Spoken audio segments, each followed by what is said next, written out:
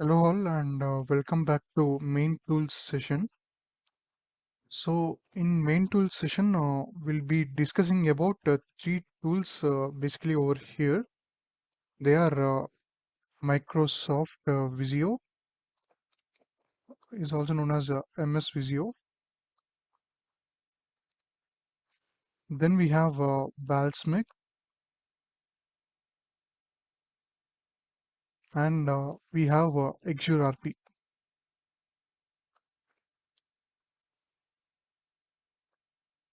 So before getting down into the tools, let us understand who is a business analyst first. So business analyst is nothing but he acts as a bridge. He acts as a bridge between client and our development team. Development team. So the main tasks of a business analyst are to gather requirements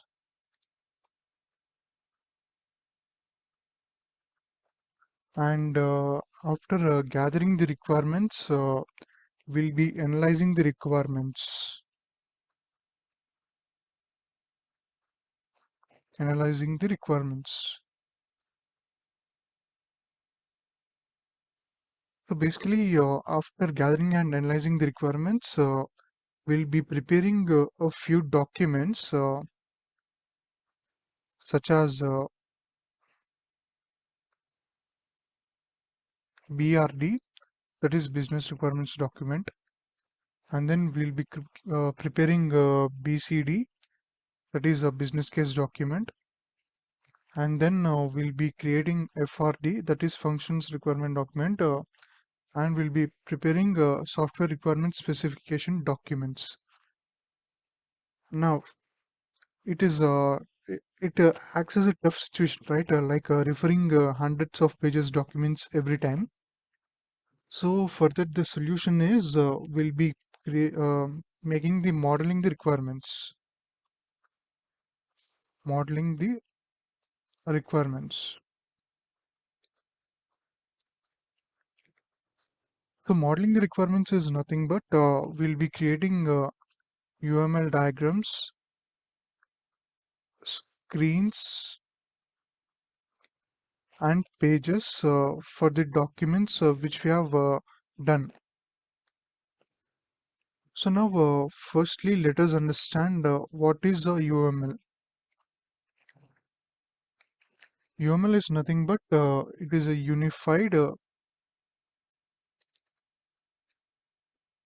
unified modeling language,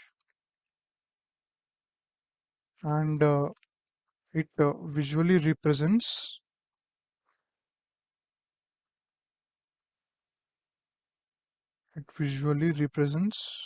the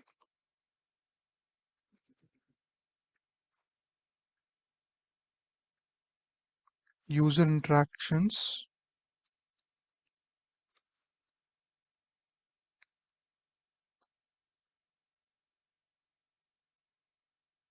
how they are happening,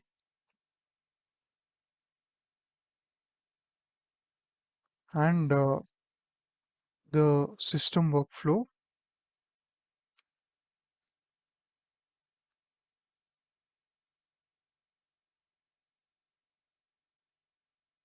in the form of diagrams.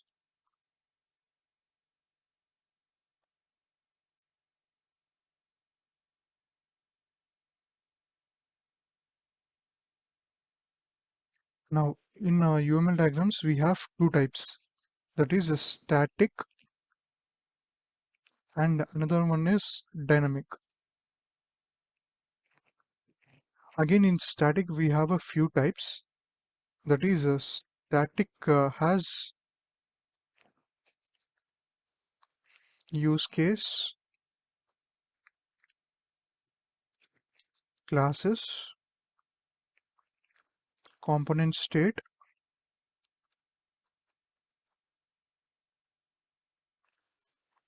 package collaborations,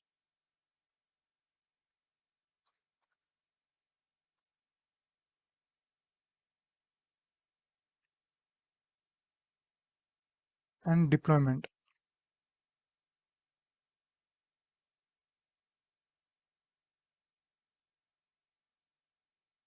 And when we discuss about dynamic, in dynamic we have four types. They are sequence,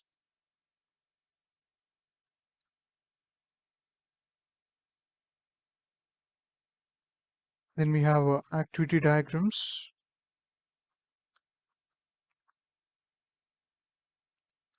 then we have state chart, then we have again collaborations.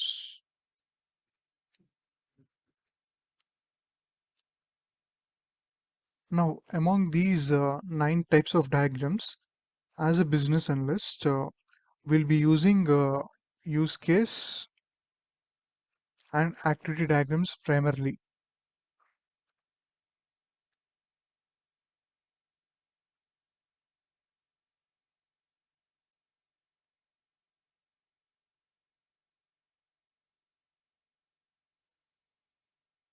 So now let us understand what are use case diagrams and activity diagrams.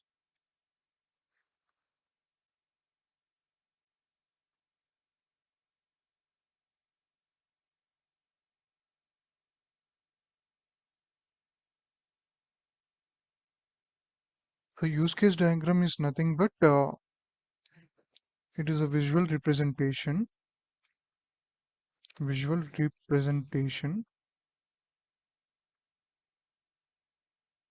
of how user or actor interacts with the system. So it is nothing but basically we'll be interacting with our mobile screens, right?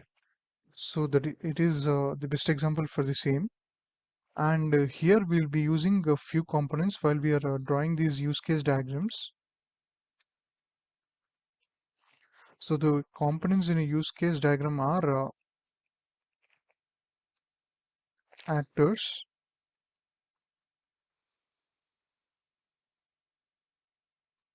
use cases,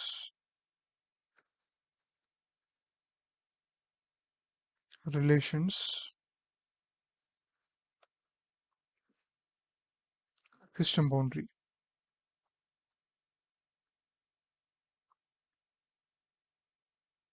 Now again in these components we have types like for actors we have primary actor and secondary actor. For use cases we have essential use case and supporting use cases. For relations we have 3 types: include, extend and generalization. And for system boundary we have no subtypes, but it is a huge rectangle. I'll be showing you them accordingly when we draw the use case diagram. So first let us discuss about types of actors.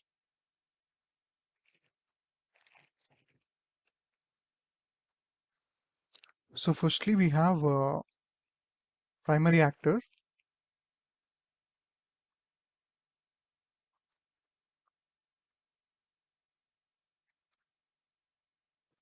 So primary actor is none other than it will be us or the user who will initiate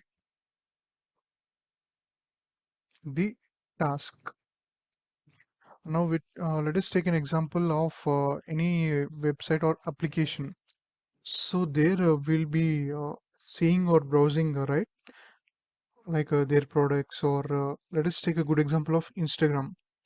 So as a user, we'll be seeing the products, or we'll be seeing the memes or reels, right? So we are performing some task over there. That is primary actor.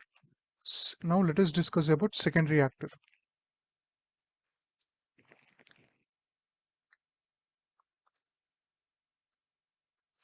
So secondary actor is none other than he'll he or she or they will be helping primary actor to finish the task.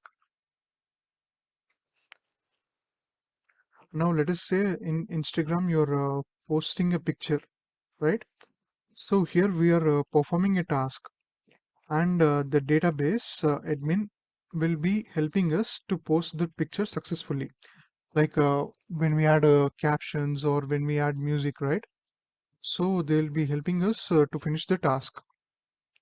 And also like when we do the payment or any other things, the payment gateway will be helping us, right? So they will be also acting as secondary actors.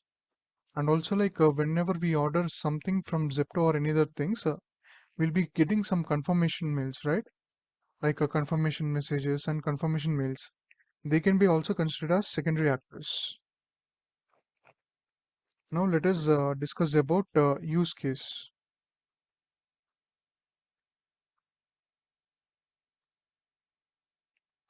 Again, in use case, we have two types: essential use case and supporting use case.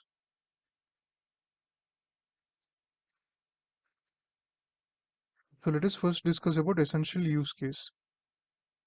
Essential use case is nothing but it is the primary use case where we have a main task.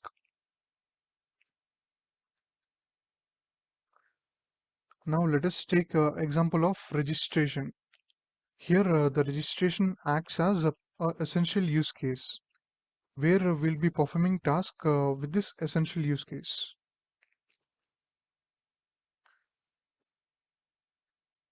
Now let us discuss about supporting use case.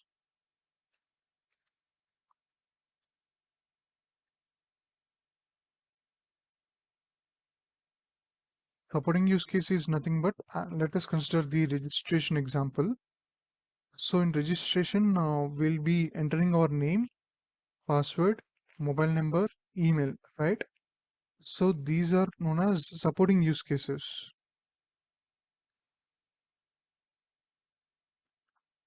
Supports main use case. Mostly it is used for supporting.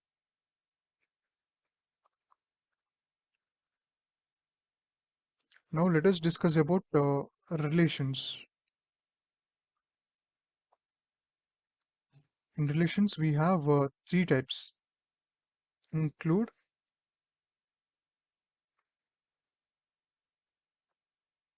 extend, generalization.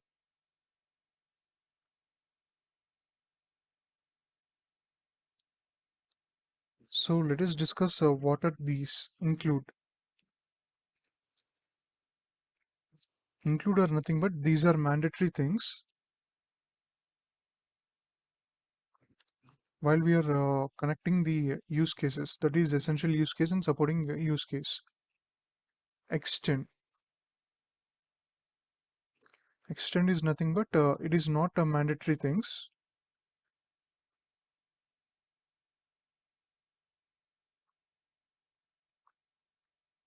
And then coming to generalization.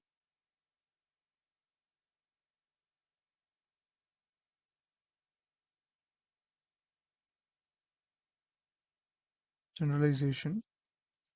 It acts as optional. Now let us see the example for the same. So let us take an example for login. So in our login page, we have three things. That is that in login, we have email, password, and forgot password, right? So here, email and login are like essential are like include, whereas forgot password is like extend. And if we see the payment process, there we have multiple options and we need to pick one. So in that case, we'll be using generalization.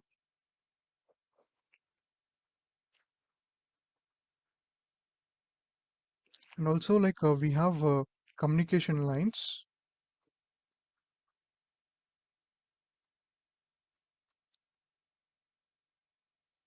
These are nothing but they connect actors and use cases.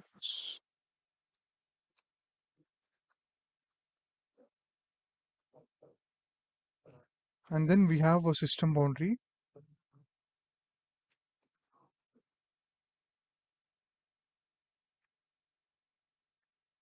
It divides actors and use cases.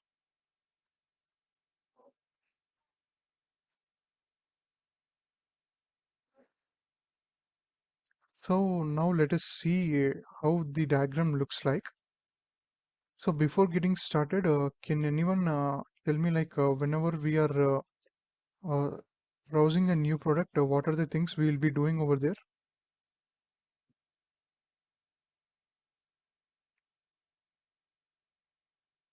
Like whenever we are searching for a new application or whenever we want to purchase a new product, what are the things we'll be doing? Yeah, yes, Leelavati, we'll be doing registration at first. Then we have a login. Yes, Deepak. Create an account. Yes. Search for a product. Then we'll be adding to cart. Yes, Deepak. You're exactly correct. And then after adding to the cart, we'll be making payment. Yes, Deepak again. Shailendra, yes, we'll be creating an account. Anshul, yes, user ID, password, forgot password when we do the login purpose. Deepak, yes, we'll be delivering product. So thank you all for all your time and commenting. Now let us create the use cases for the same. So firstly, we'll be assigning a system boundary. Anshul, yes, we'll be doing registration first, mobile number, email. Yes, Leelavati will be adding product in cart, select payment page and process booking. Yes, thanks for all your comments. Now let us create a use case diagram for the same. So firstly, let us place a system boundary. This is the system boundary. So to go to the use case diagram, whenever you open, you will be getting the use case over here down. So you not to get confused, you need to select this use case metric. Then after you will be getting all the components for drawing the use case diagram. Firstly, we will be placing the system boundary primarily. Then let us see what all the components which we'll be using. So this will be our primary actor who will be the one who is initiating the task or an action. And then we'll be having a use case. So let us name this one, the system as something else like a name. Since I saw Deepak's message at first, let us rename this as Deepak.com.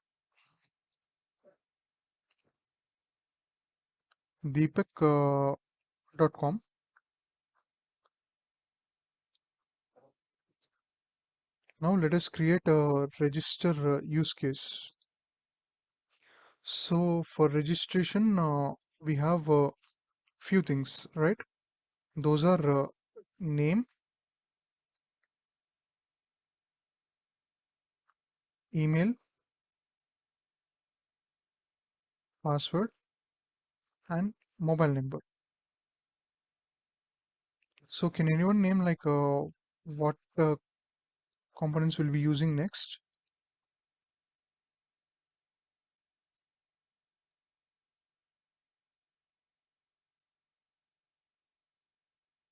Anshul will be selecting this UML use case metric. This will be available in our MS Visio.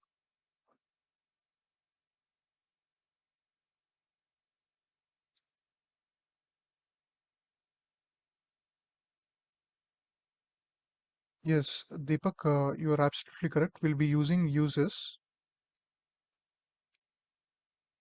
Yes, Leelavati will be using the include. So the component name is nothing but uses. You will be finding it over here.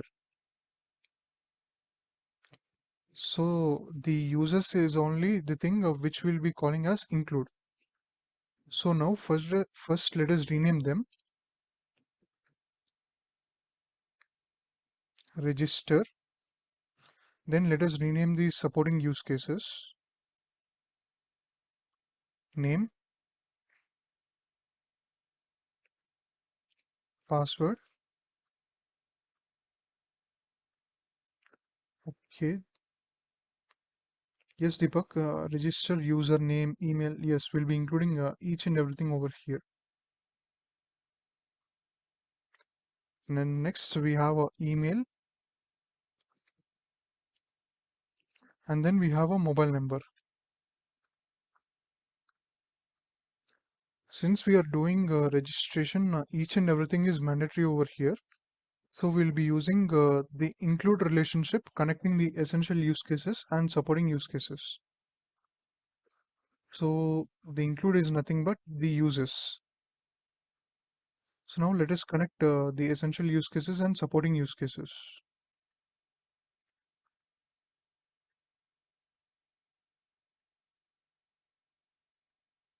Similarly, let us connect the three other use cases also. Use case.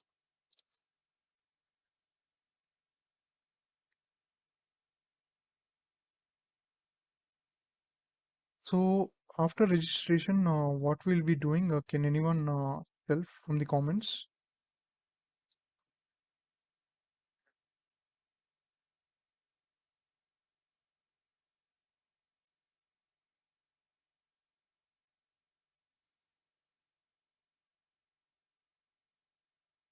Deepak, for that we'll be using extend. I'll be showing you it now. It will be extend. I'll be showing you now.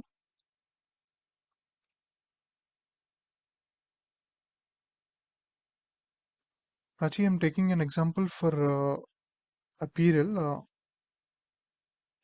I'm not showing you how you work on your capstone project. This is a general example. Yes, Anshul, we'll be doing login next. So can anyone name what are the things which are available in login? In login page, whatever we see.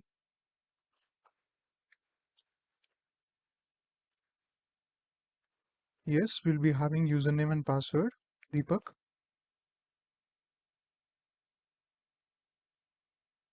forgot password. Yes. Username, password, forgot password. Username and password. Yes. So now let us create a use case for the same.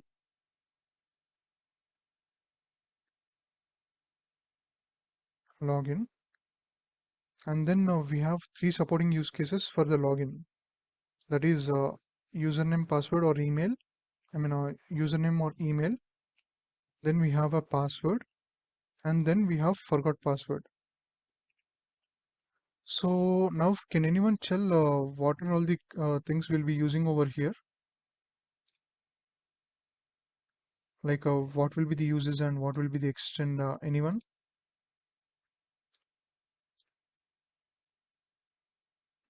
Yes, Deepak, you are absolutely correct. Username and password will be the include, whereas forgot password will be the extend. Yes, yes, exactly. We'll be using uses and extend. So now let us represent the relationships for the same. So this will be the uses, which will be the downwards, and extend will be the upwards. Firstly, let us rename these use cases and then let us give the relationships. So this will be the login. This will be the username.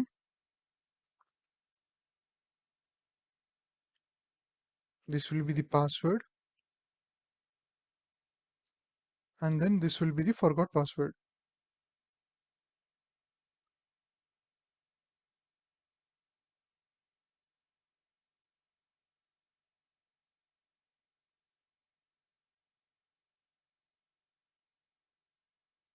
Since it is becoming big, let us include like this.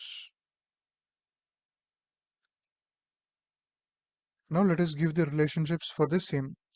The login and username gets essential use case. The include.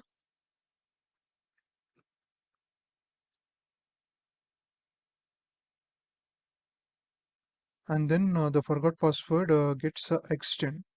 That is, which is not mandatory whenever we do login process. Now, after successful login, what we will be doing? Anyone from the comments or chats?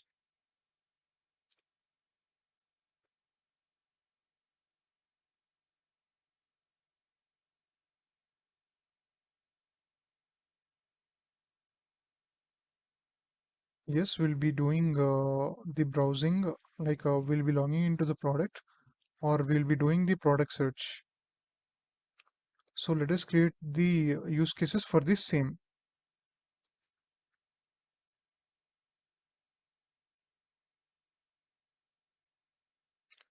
So this will be the product catalog where we'll be doing search and filter.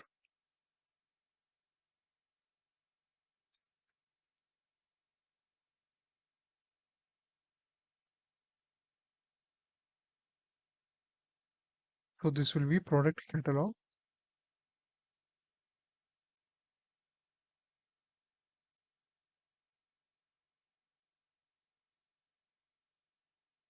This will be search,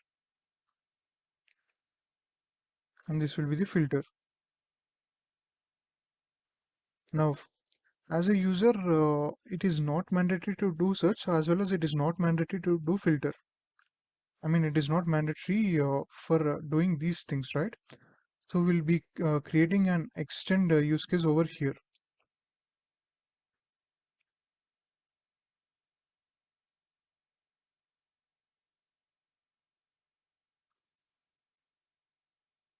So we'll be representing extend,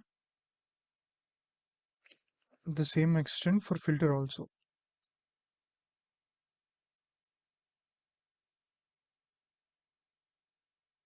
Now, after product catalog, search and filter, what we'll be doing?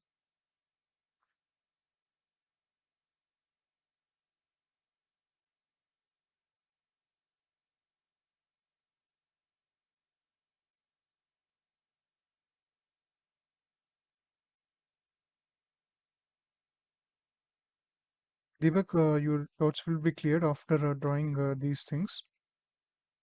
Yeah, before purchasing, we'll be adding them to the cart, right? Yes, we'll be adding to cart, Shashank. So let us create a use case for add to cart.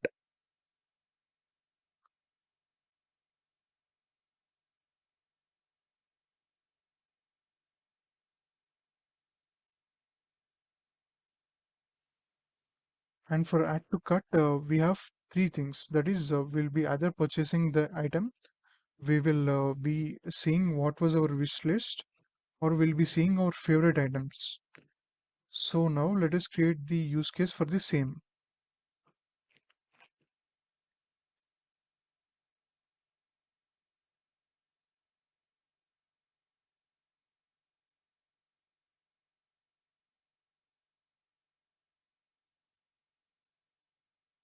This will be buy now. This will be our favorite items. And then this will be our wish list.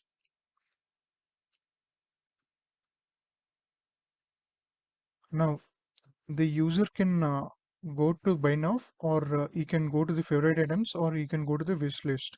It is not mandatory to do any of the things. So again, we'll be using the extend use case over here. So let us have the connections, or let us add the relationships.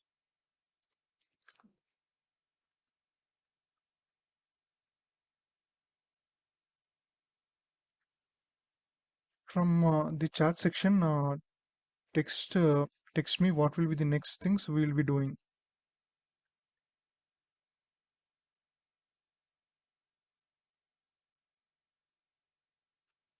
Yes, we'll be doing the checkout, and then after we'll be adding the order things.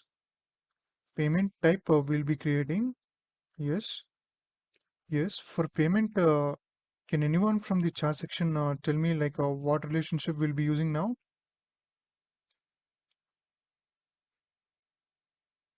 Generalization, yes. Deepak, you're absolutely correct. So now let us create the use case for the same. Okay, just give me a moment. I did a mistake. Sorry for this one.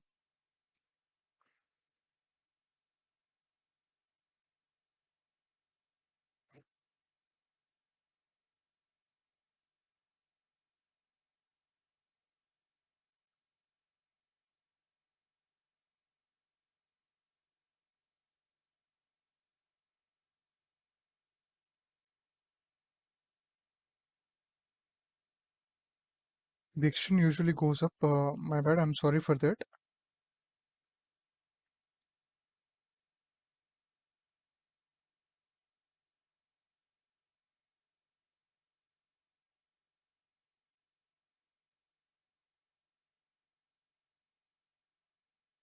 Now let us create a use case for the generalization.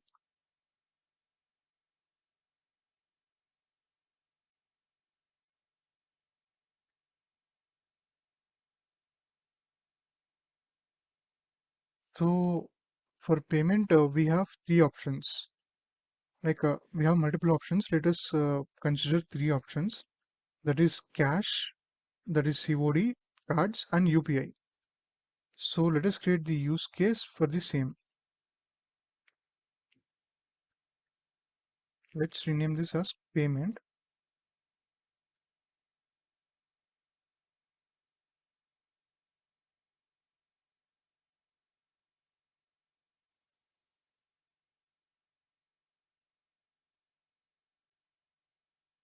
And now let us add the supporting use cases as well.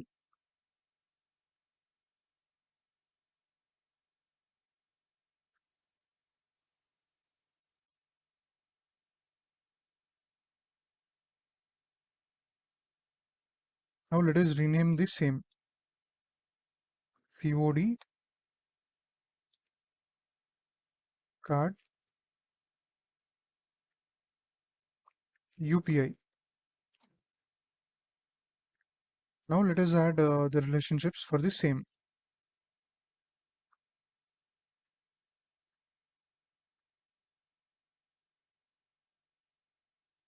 So for generalization, the arrow goes upwards itself. But the thing is, for generalization, we don't keep anything such as extend. I'll be showing you how it looks. So let us consider this is your extend, and this will be the generalization. So for keeping generalization, you need to double tap on this arrow, and then you will find a few components over here. You need to go to this stereotype, select it. You'll be getting few options over here, but above extend, you will find something empty. You need to select that empty one, such that you can apply generalization. So for extend, you will be getting text like this, whereas for generalization, you don't have any text like this. So now let us create the generalization for the arrows. Stereotype, select the arrow, search for the empty space, select it, and click on OK. So in this process, we'll be applying the generalization.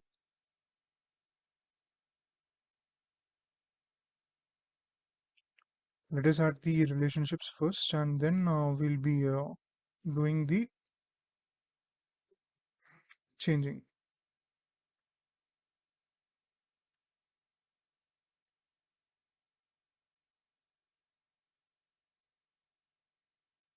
So now after a successful payment, what will be the process we'll be getting?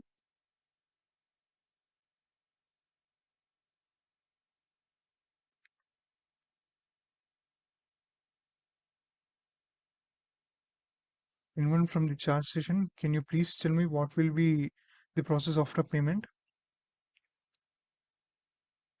Yes, it will be delivery product. And what are the things we'll be having in a delivery product? Can anyone name?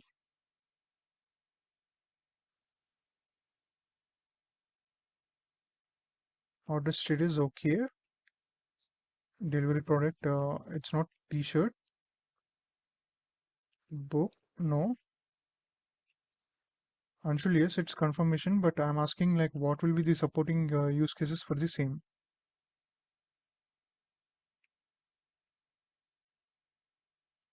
Yes, order confirmation number will be one of the options.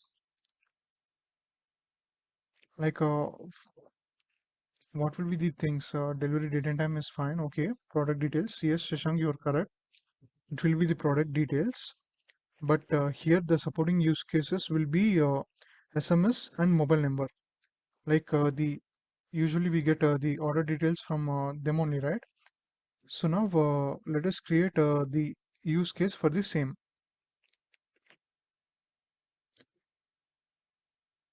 This will be the order details.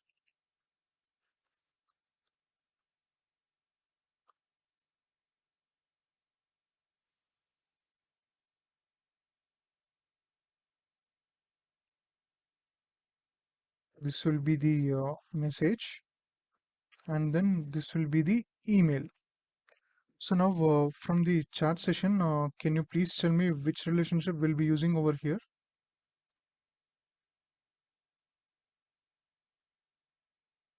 No, it's not interface. Interface is used for connecting the actors and the use cases.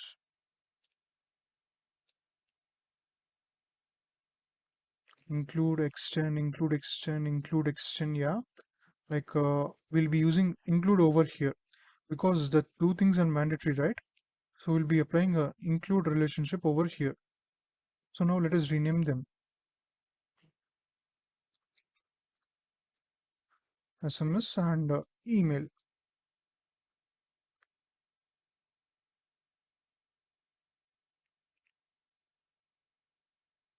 So now let us add a relationship for the same.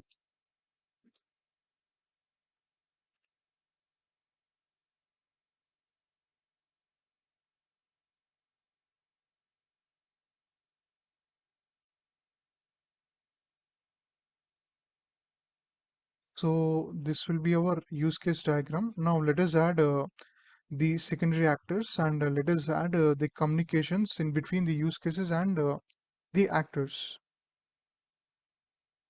So now let me from the chat session, please tell me like what overall the secondary actors will be present for this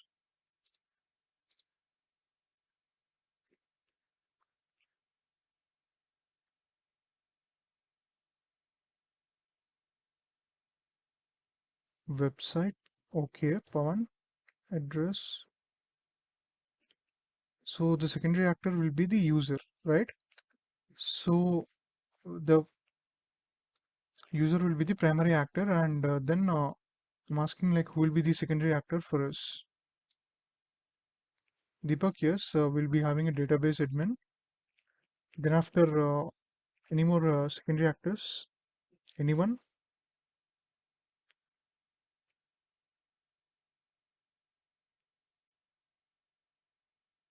Lilavati, I didn't get you. Like what is meant by app? Yes, Deepak, you are absolutely correct. We have a payment gateway. Yes, Kirti, you are correct. Payment gateway is the secondary actor. Yes, Shashank, you are correct. Email server, or we can say it as delivery tracker. So now let us add the secondary actors and let us give the connections to the use cases. Let us rename actor 1 as user. Now let us add a secondary actor to the same.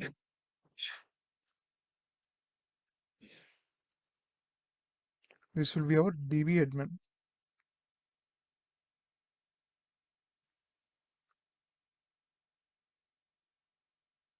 So as discussed earlier, the primary actor will be initiating the task. The secondary actor will be helping to finish the task. Now let us create the communications between them. So registration, the primary actor is initiating the task, whereas the secondary actor will be helping to create an account.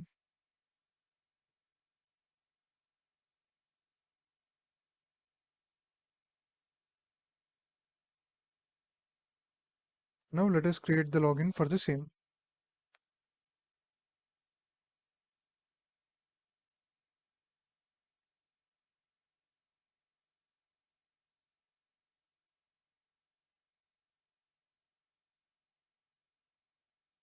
So while we are doing login, the user enters his username and password, right? So the database admin checks whether the credentials are correct or not. And then he'll be allowing us to go to the further one, that is product catalog. Now let us create a product catalog thing. So the primary actor is starting a task to see what is there in products, whereas the database admin helps in displaying what are the things that are present over there. So now if you see that these communication lines are cutting this username and here the forgot password, right? So now let us make it in a structure way. So now if you see here, double select this line and double click on the right cursor, you will find this right angle connector.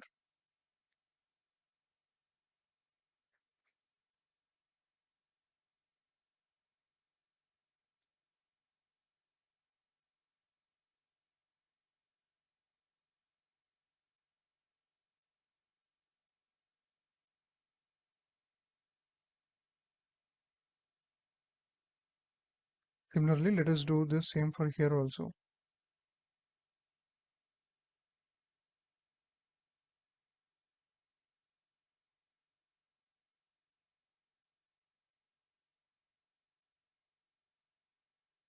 Now let us add the communication lines for the same.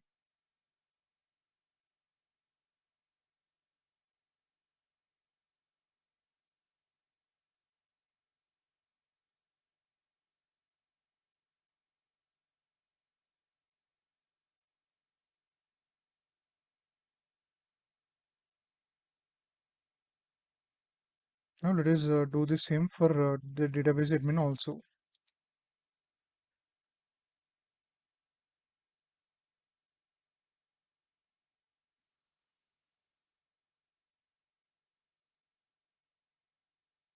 So now onwards, the database admin will be supporting till add to cart.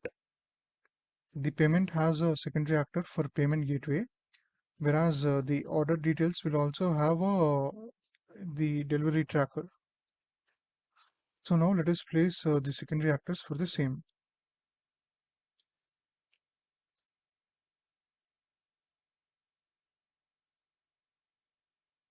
Let us rename them. This is the payment gateway,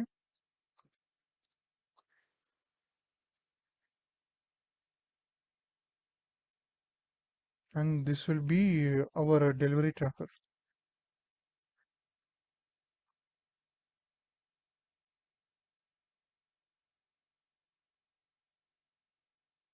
Now, firstly, let us add the communication lines for the payment and as well as the order details.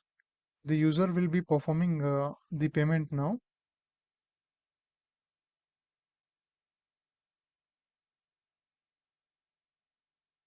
Let us make it right angle connector, and the payment gateway will be helping to finish the task.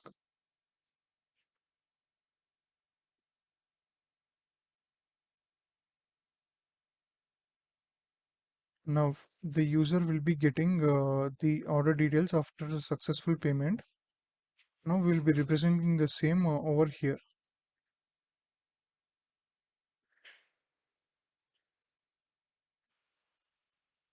Let us add a right angle connector to the same. Now the delivery tracker will be giving the order details via SMS and email.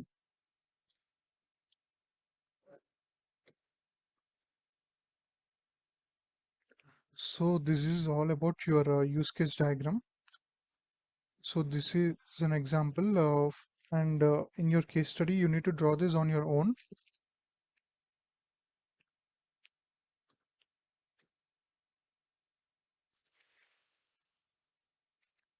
Now, let us see what is an activity diagram.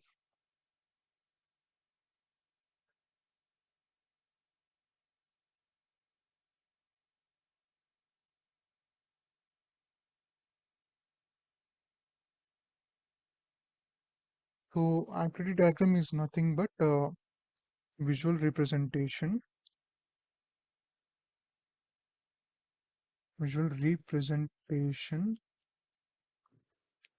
of the workflow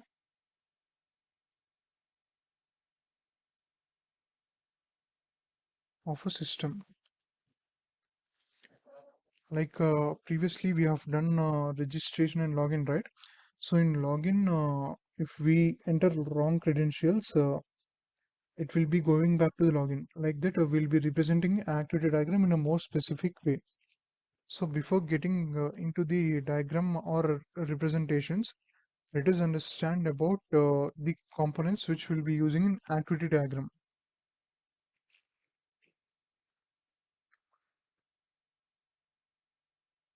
Components.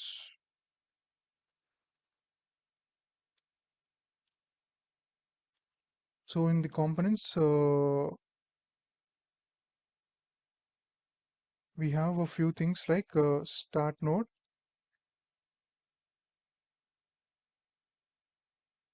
then we have a end node, then we have a action state,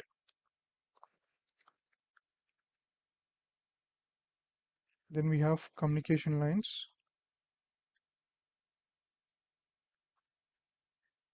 we have branch and merge,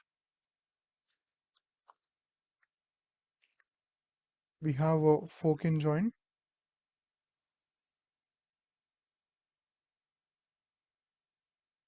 and we have decision box.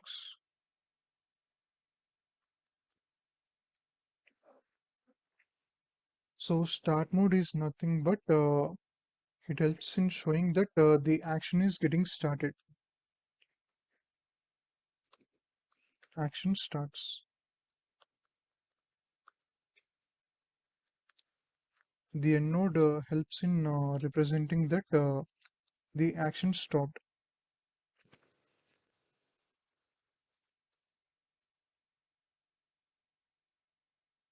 The action state shows that action is happening or action is performing.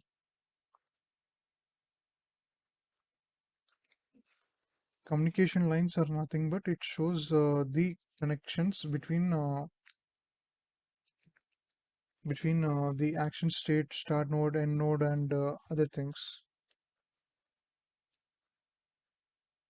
Branch and merge is nothing but divides the task and then it merges at one place.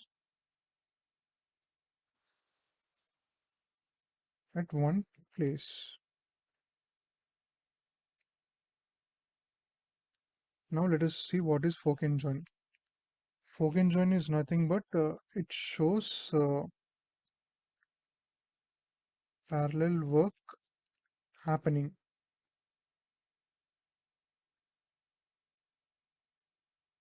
Decision box. The decision box name itself says that a decision happens.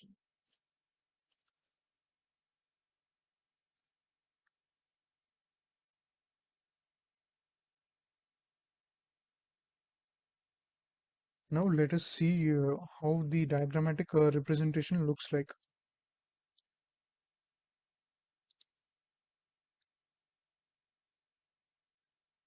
So let us first discuss what are the components we'll be having.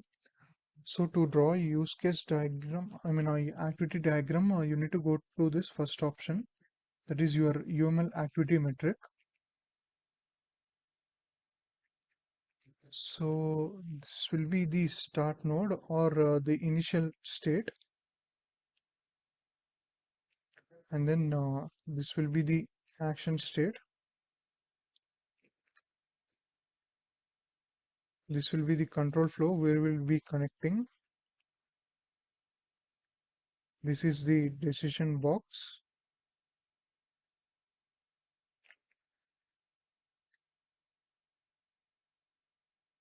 And lastly, we have a final state. So this will be the flows or components which we'll be using while we are drawing the activity diagram. So firstly, let us draw the activity diagram, or let us represent the flow for a registration. So for registration, can you tell me like what will be the flow from the chart section one?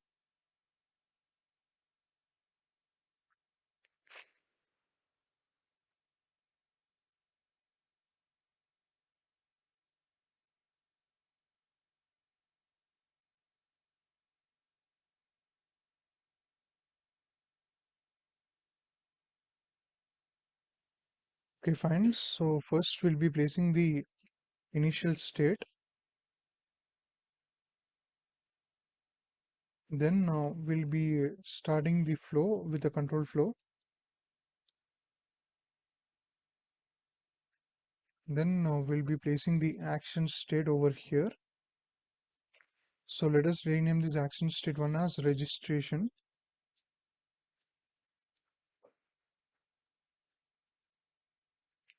So in registration, we have four things, right? Name, password, mobile number, and email.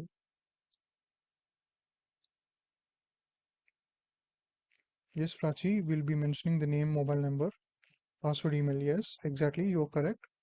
So now let us create the action state for the same.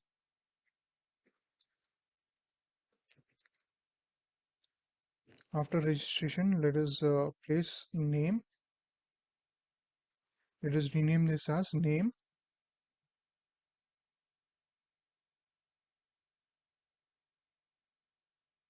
And then we'll be having password. This will be our password. And then we have the email. This will be our email. And then we'll be having mobile number over here.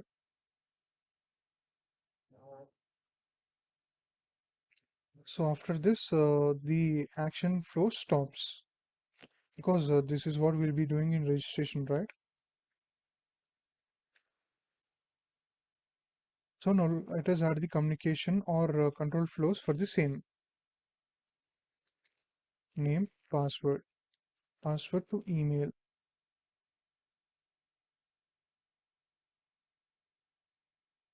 email to mobile number,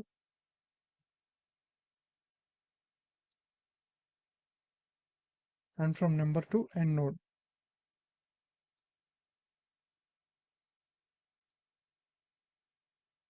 So this will be our flow for the registration. Now let us see how the login page looks like. Again from charts, anyone can tell me like what will be there in the login process?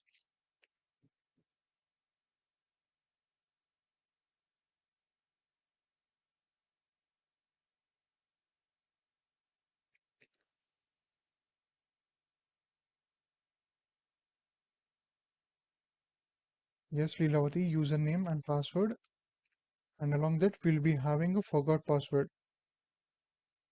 So now let us create the same action flow. Name for password, forgot password, yeah. And let us see how the guard condition also works over here. If the like we are all most of us are aware of if else statement, right? So we'll be applying the same thing over here. If the credentials are valid, then we'll be having a login. Whereas if the else, it will be going back to the login page. Now let us create the flow for the same.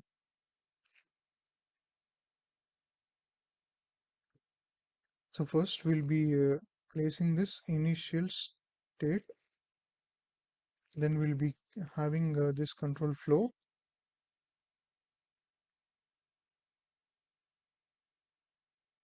Then let us place this action state called login.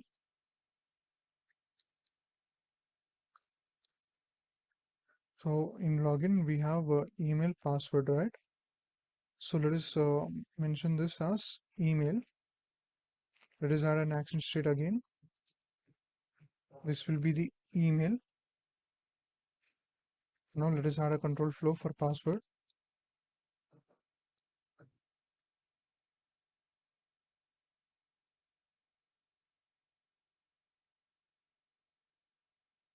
Password.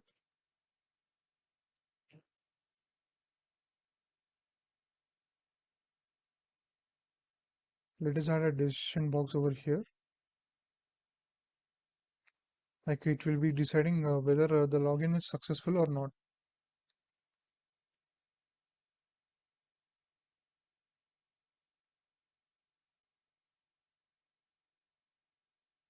So if the login is, if the credentials entered are correct, then the login will be success. Now we'll be showing this the same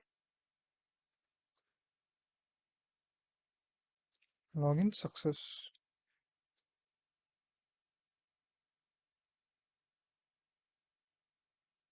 Now to add a guard condition, you need to click on this arrow after placing this decision box. If you double click on this arrow, you will get this guard expression. You need to click on this guard. Here you can type your command. That is, if the credentials are valid, then it will be valid. And you need to click on OK.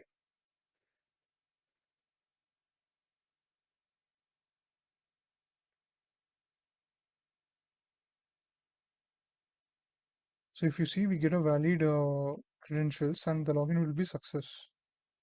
Now let us end the final node.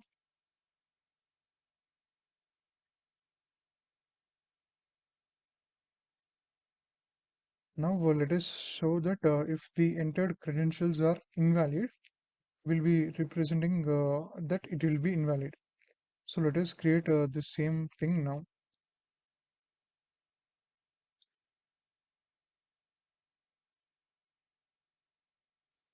So let us add a guard condition again. You need to double click on this line, select this guard, type the body command as invalid, select OK. So this will be the action flow for the login.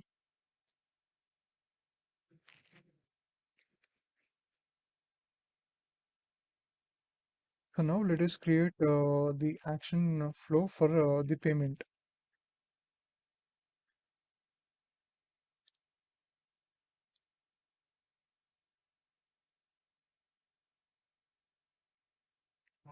So first create initial state. Just give me a moment, guys.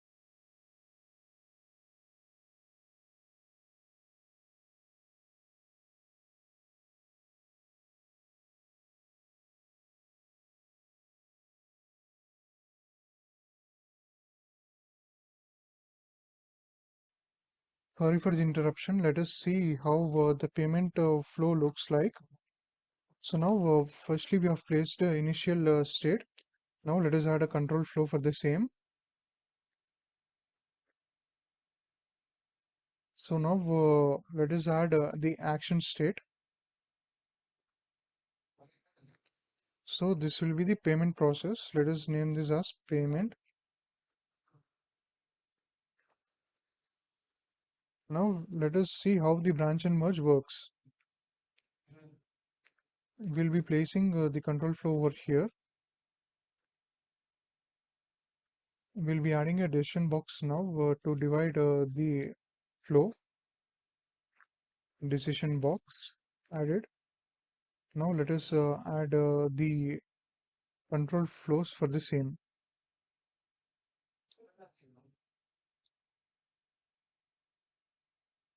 So after adding the control flows, we'll be creating the action states.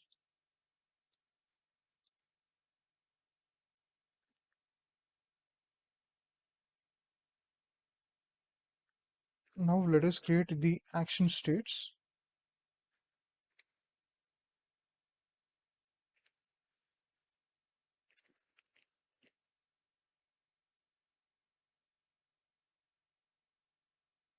So since we are on payment page, we have three options, right? That is COD, UPI, and cards.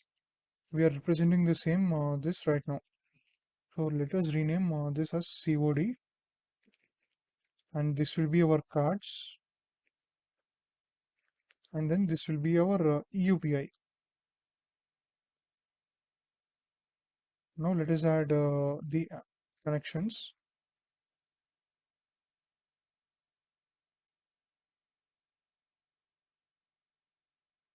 So to be more precise and to be more structured, let us add the right angle connectors. And since we have divided it, now we have to merge it, right?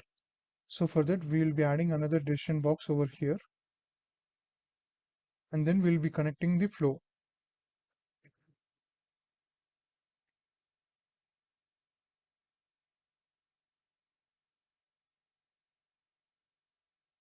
We are adding the flows for the connection once again.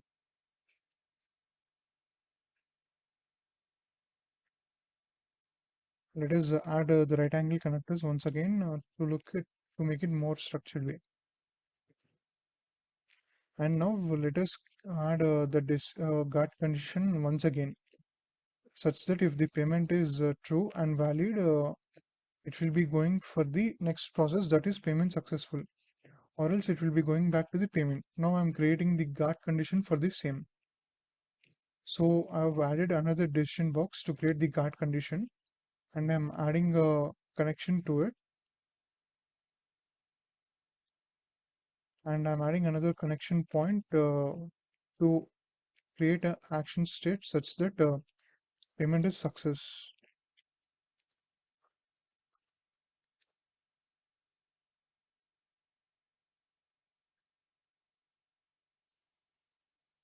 So if the payment is success, then the action stops.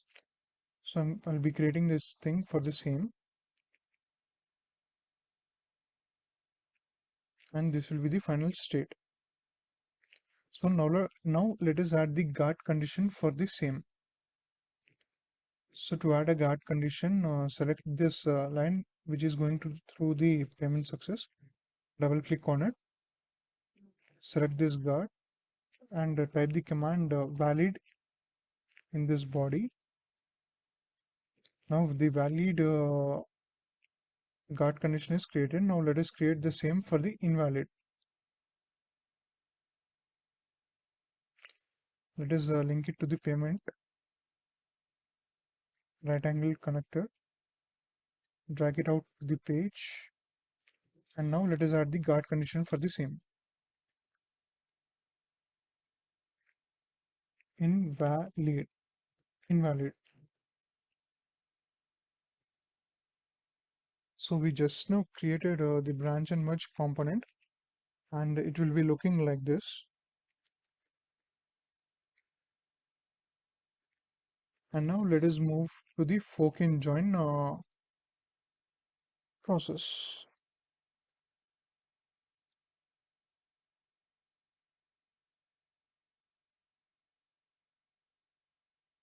So after the successful payment, can anyone from you tell what will be the process?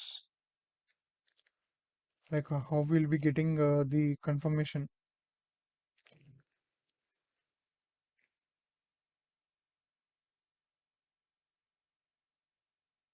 Deepak, yes, SMS and email, you are absolutely correct. Yes, Prachi will be getting messages and mail. Yes, correct. So now let us create the process for this same by using fork and join components.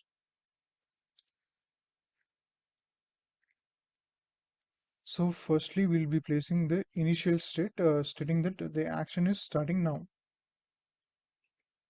Let us add the control flow.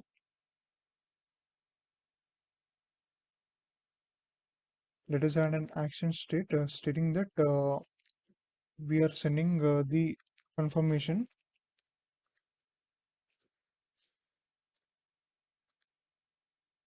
Then let us add another communication line to add a fork.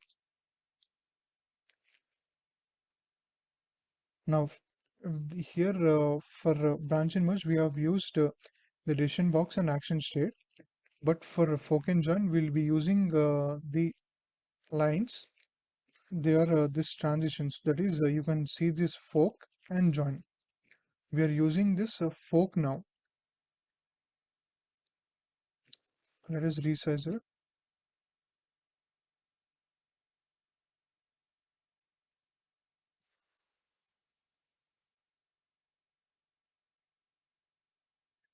Let us add the cases. That is, this will be SMS and this will be the email.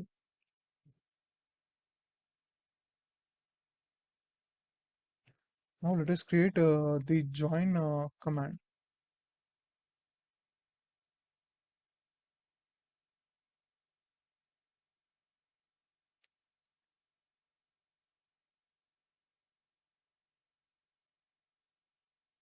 So to represent the thing, we'll be using the control flow once again over here to show that we have splitted the tasks.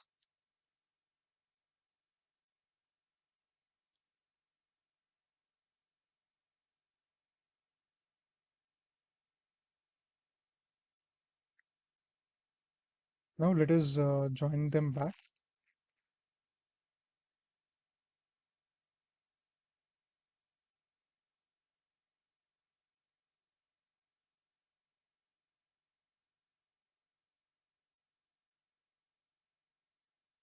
And now let us create another action state stating that the confirmation messages have been sent.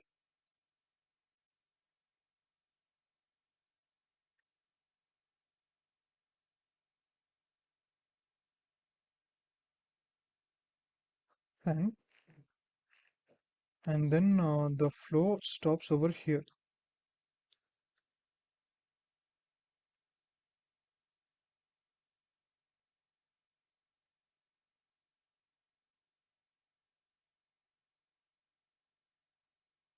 So this is how, sorry, this is how your fork and join component looks like. So till here, any doubts from you, students?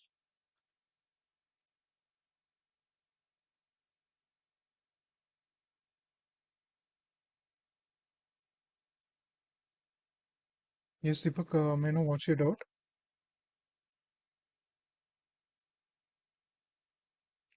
Well, I'll be unmuting you after the end of the session.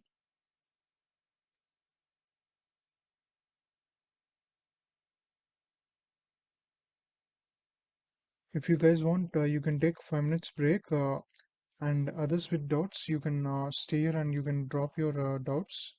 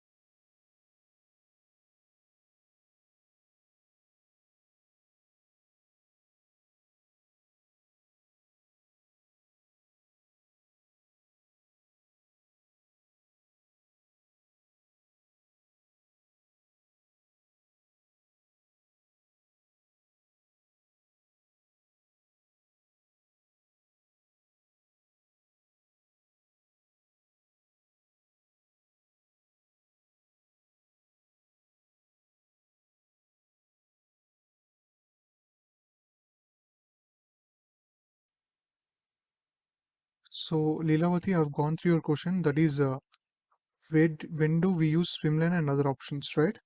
So, swimlanes is used when we show the entire process connecting right from the start node to the end node. That is, now currently we have divided the tasks and shown in different pages. But when we represent them in only one page, we'll be using swimlane, and the system architecture will be using it. Prachi, I'll show it how it works.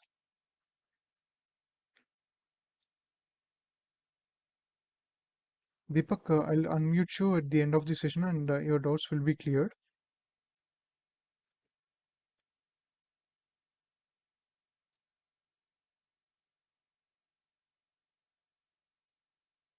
So coming to your query, Prachi, I'll be showing you how to add text.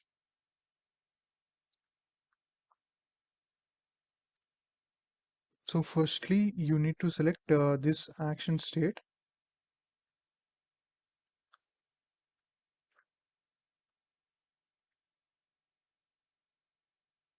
Then you need to double click on this action state 1. Then it will be appearing like this. You can name this as the thing which you want. I'm naming it as Prachi.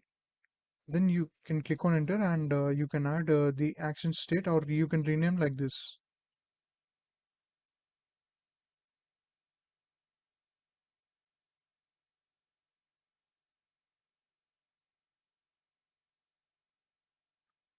So now till now we have seen about UML diagrams. Now let us see how the pages looks like.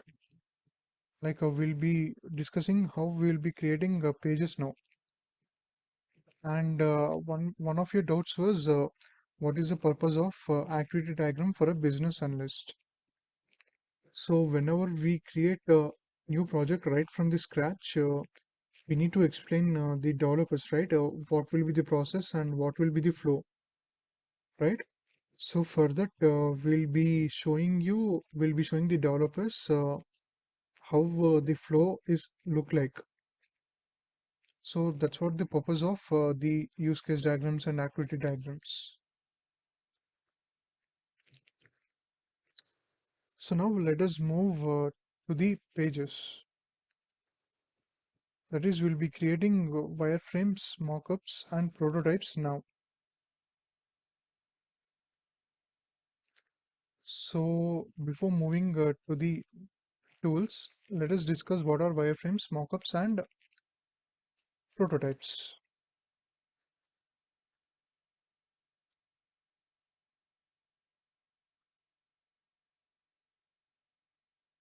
I'll clarify your doubt after this session.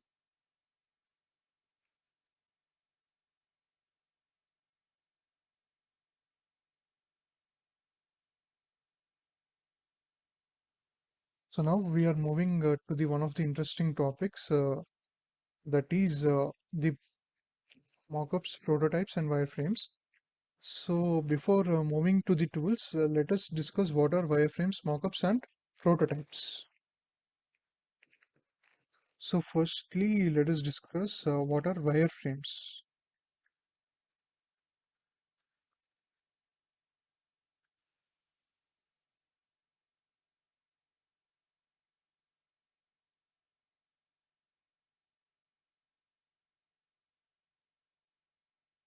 So it is done with pen and pencil,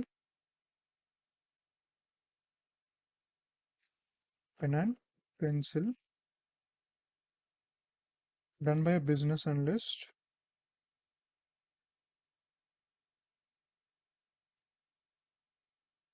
So it is nothing but it looks like a skeleton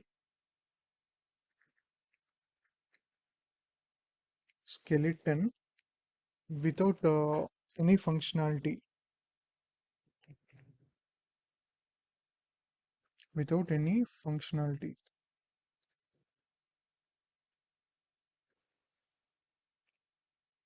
And also it is just a basic outline,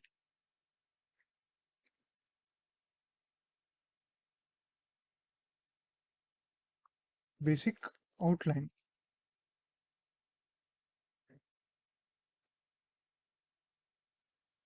Now let us see what are mockups.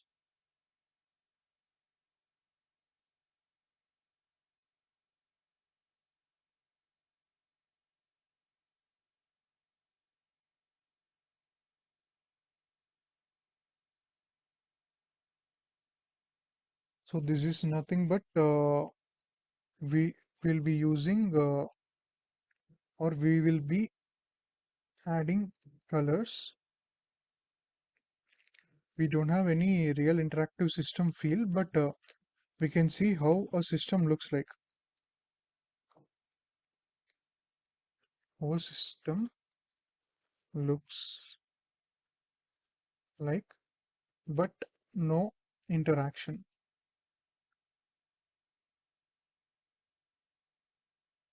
Done by UI UX team and BA.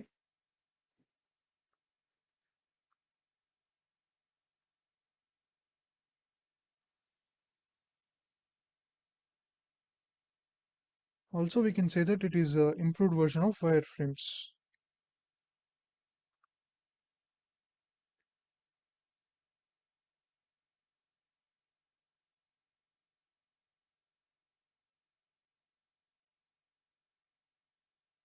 Now let us see what are prototypes.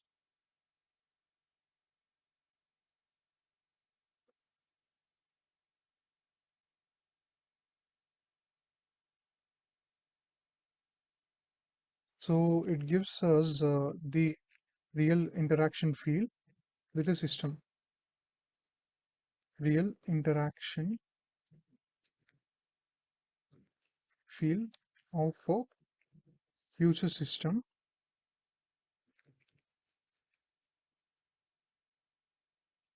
and it is done by or designed by development team and a BA.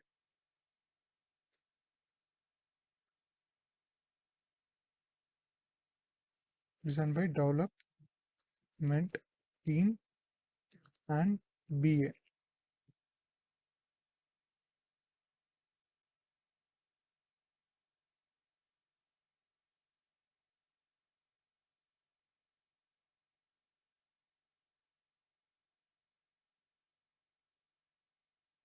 Also, we can feel or we can use buttons.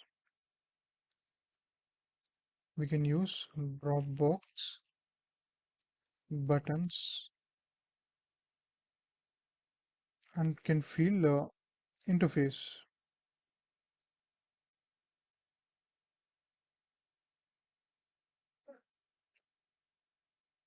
So now let us discuss about the tools for which we'll be using.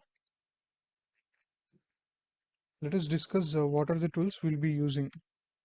So now let's first discuss about Balsamiq.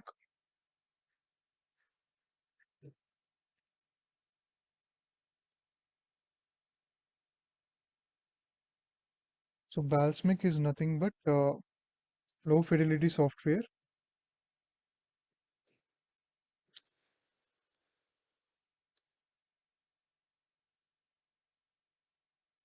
Low fidelity software used to create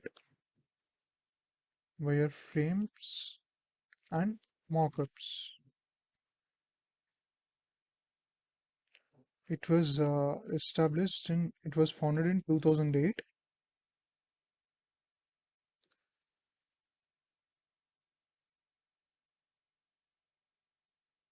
by LD Gulizzoni.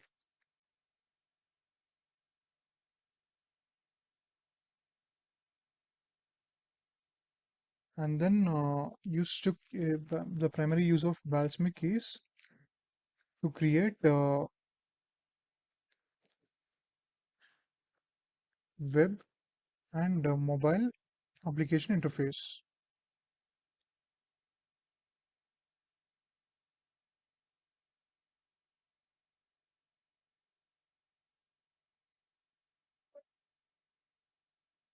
Now let us discuss about Axure RP.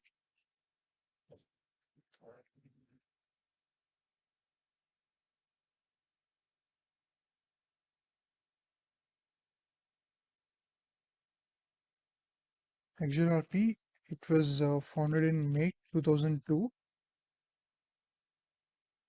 or developed in May 2002 by Axure Software Solutions,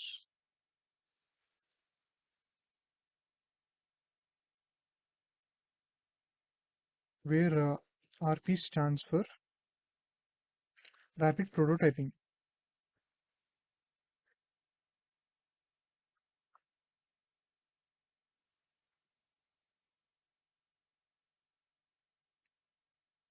We can say that Axure is a high fidelity software used to create prototypes.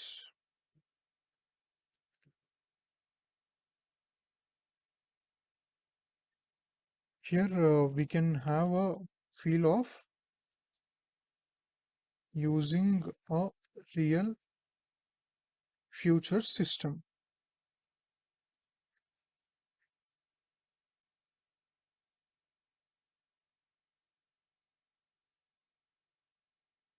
So whenever we meet the stakeholders or client, we can show this Axure RP or the prototypes to get the feedback during the sessions.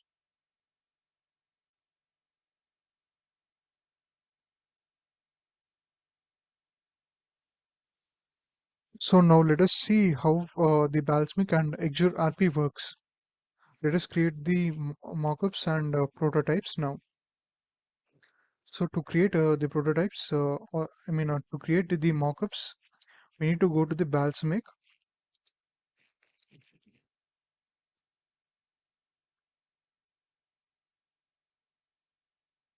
Let us create a new project.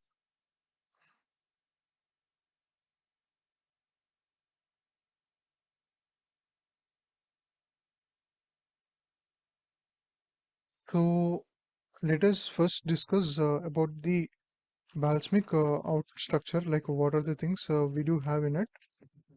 So the mid part is called as canvas, where we'll be drawing the mockups. And here it is called as property tool, where we have all the pages. And this is called as property inspector. And these are the components where we'll be using the these components to create the pages.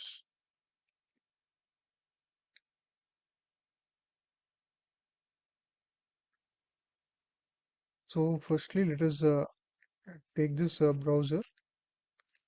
So while we are doing while we are seeing or browsing the new pages, so what is the process we'll be doing? Please explain from anyone from the chat section. Like what are all the things that are present when we are doing the or while we are browsing the applications.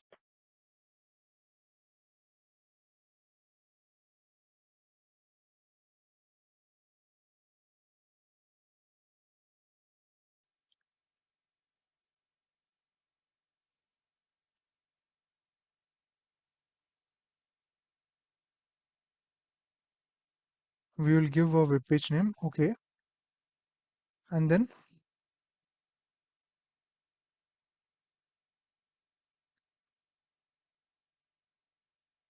website, yes.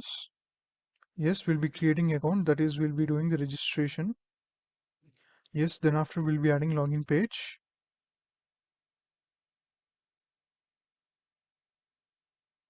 Then we'll be adding to cart page, okay, fine. Then we'll be, okay, first we'll be doing the search product and then we'll be adding to cart. Others, please give response. I'm getting only 2 responses. I'm expecting everyone to engage and give me the responses in the comment or chat box.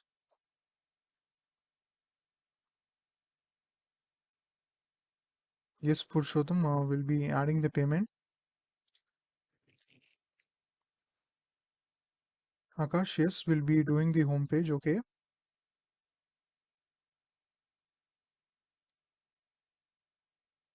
Yes, Deepak, we are creating a web page.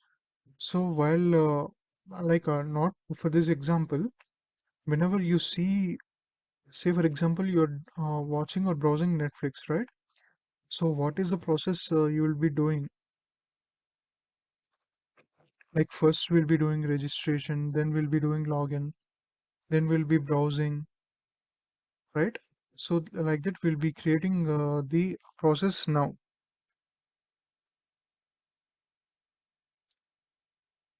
Since Leelavati has answered first, let us create the page with Leelavati.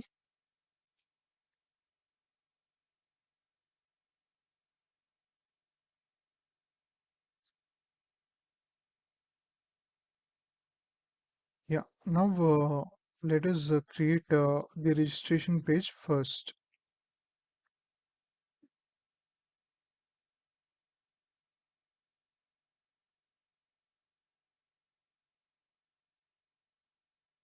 So we have added the browser page now.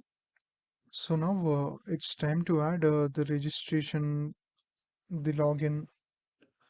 Basically, we'll be adding the content. We can add colors to this pages also. So let us add colors first. So tell me which color you guys want me to choose to add the colors. Currently it is in white. We need to add another color. Students, tell me what's your choice to add colors to the page.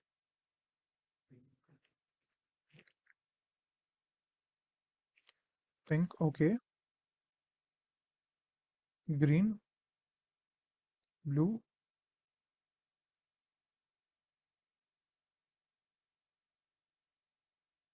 Since most of you guys have been asking me to add blue, I'm going with blue.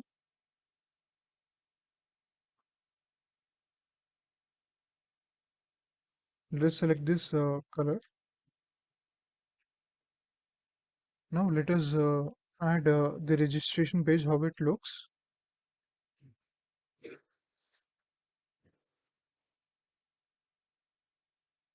Let us give this as registration.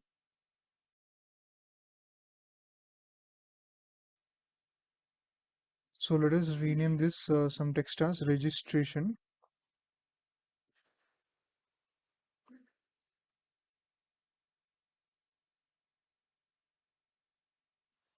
Now let us add this component called text input, where users or the ones who is you browsing the web page can type their inputs over here.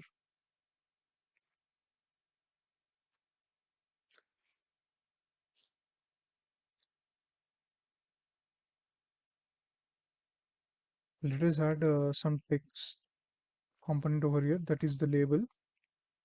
So this will be the registration box. In this, let us add this as name.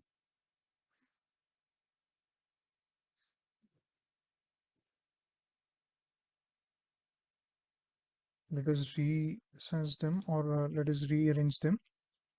Now let us add another three things over here.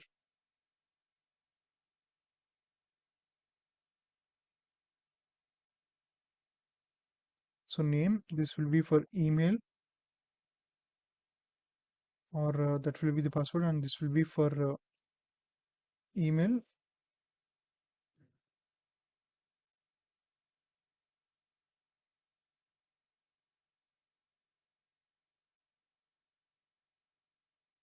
This will be for mobile number, and lastly let us add for email.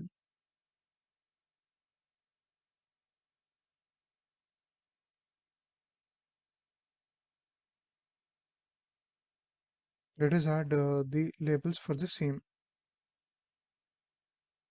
This will be number.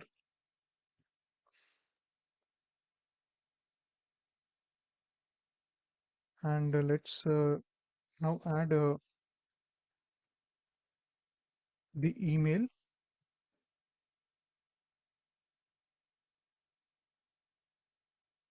And then let's add the password.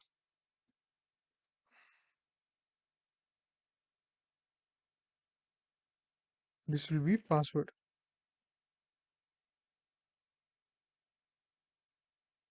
Now to go to the next page, we need to add a button, right? Such that we are doing registration. So that for that we need to add this component called button.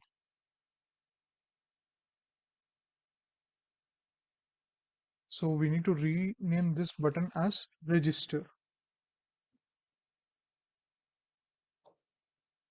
Now let us create a duplicate page for the same. Now the duplicate page is created. Let us rename these page names such that there will be no confusion for us. This will be the register page and this will be the login page. So in login page, I don't want all these things, right? We just need email and password. So I'm removing this name, number and everything. So this registration gets renamed to login. Now let us remove this name.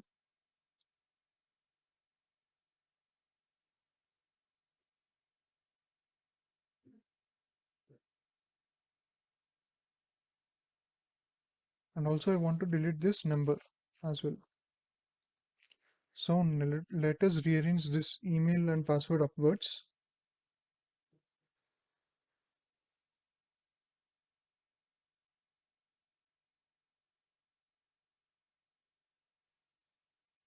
And let us rename this register as login.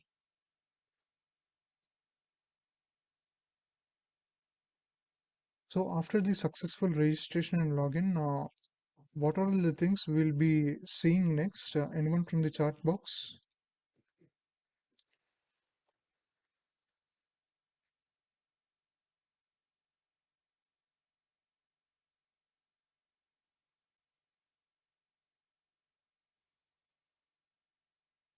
Yes, Leelavati, you're correct. We'll be having a product catalog. So now let us create a page for the same for the product catalog.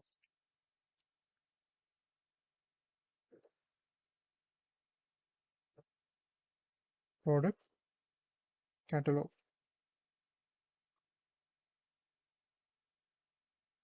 Now let us remove these things and add these things accordingly. Let us rename this as product catalog.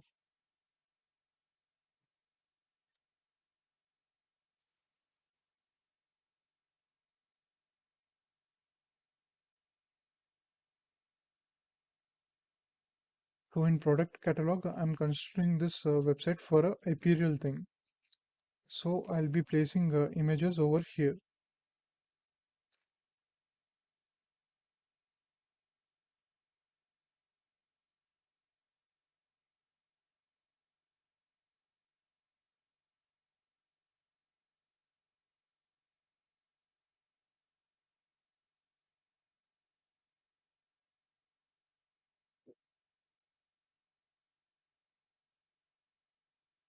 And I want to include another fact is that since we have selected this image, we can actually place the image over here. So to place an image, you need to double click on this image icon. Here you can select the things you want. Since I don't have any appropriate images for April, I'm not placing it. But whenever you do, you can place them. So now let us add the names for the same, whatever we are giving. So here I'm placing this for shirts. And now I'm giving the names to the next two things also. This will be the pants. And the another one will be, let us assign for shoes.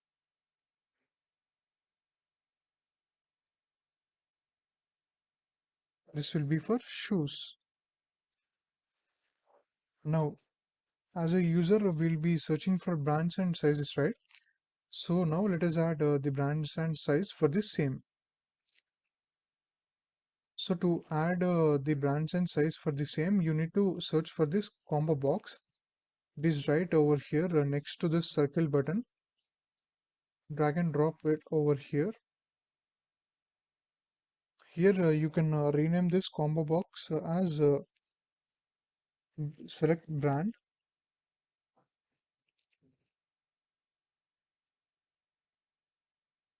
and again drop this combo box for adding size for the same. Select size.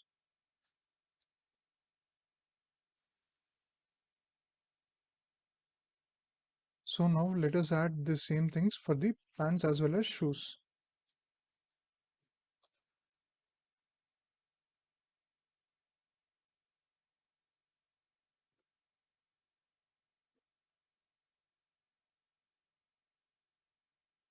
We are adding sizes right now.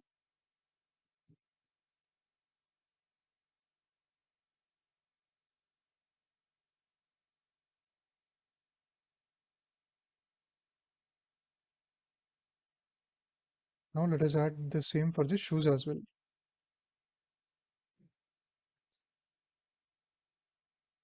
Now let us rename this button login as add to cart,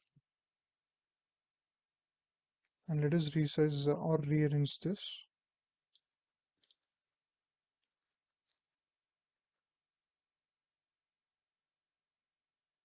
So now let us add another thing, that is we want to add such things to the cart, right? So for that I'm using this checkbox as one. Select. Similarly, I'm giving this to the pants as well, also for the shoes.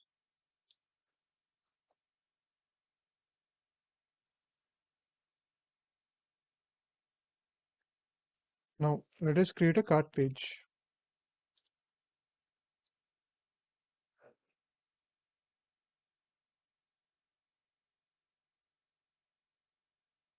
I just want to add shirts, so I'm removing these things as we didn't add them in the cart. Also, let us rename this as cart page.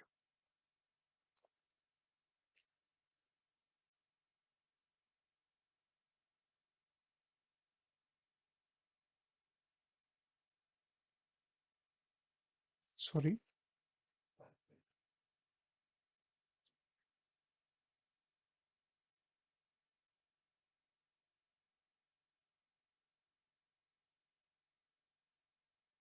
And I want to continue to the pay, and I want to continue to the payment. So let us add the text for the continue to the payment.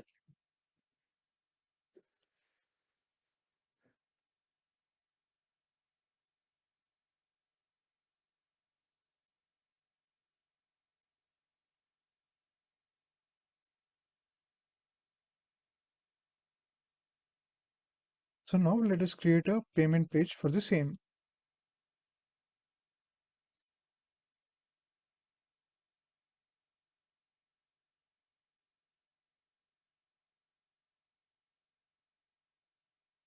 It's payment page.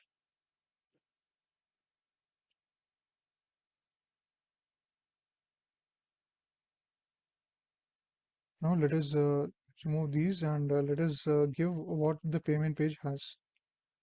So from the chat session, tell me what are all the things we will be having in a payment page.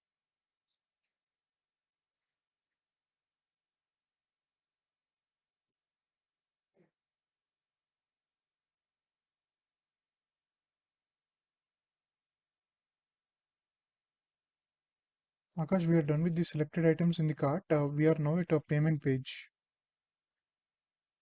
Yes, Kirti, you're absolutely correct. We'll be having cards, UPI, and COD. Yes, Mamta, we'll be having cards, wallets, UPI. Now let us add the same things, that is COD, UPI, and cards.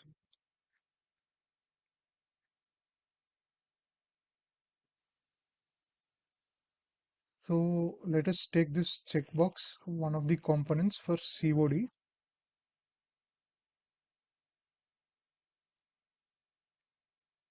and let us select another one, That will be your radio button for COD, I mean the cards and UPI.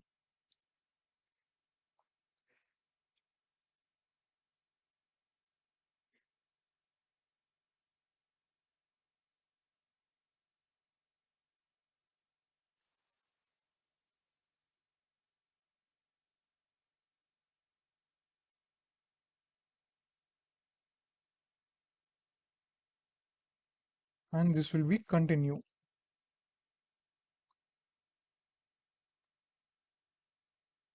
Now in cards we have different types, right? So let us add a combo box once again, and also for the UPI the same. This will be select card,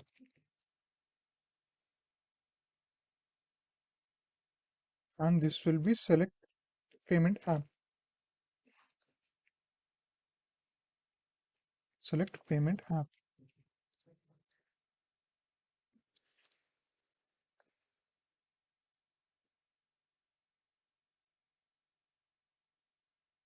So now users, if they want to select for COD, they will be selecting this. If they want to go for card, they can select the card. And if they want to go for a UPI, they can select which UPI they want. So now after a successful payment, we'll be getting order confirmation details, right? So now let us create the same thing for the page.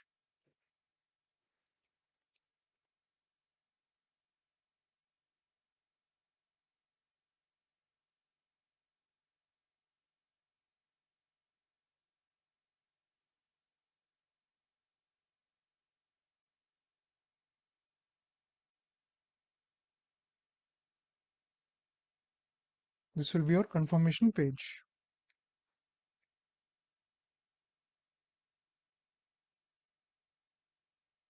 Confirmation page.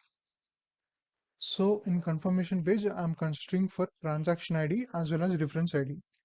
So I'm creating the same things over here. Before that, I want to add a text that a payment is successful. So I'm adding the same thing.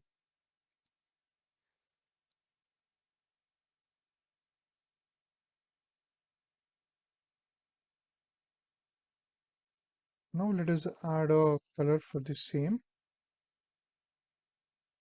with a green one, that is the payment success.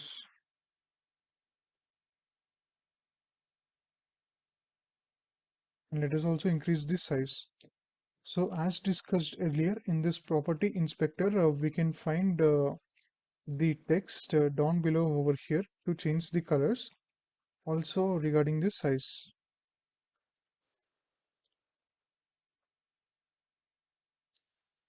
So since the payment is successful, I'll be getting a transaction ID and as well as the order ID.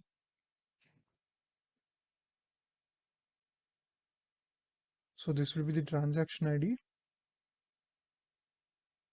and this will be the order ID.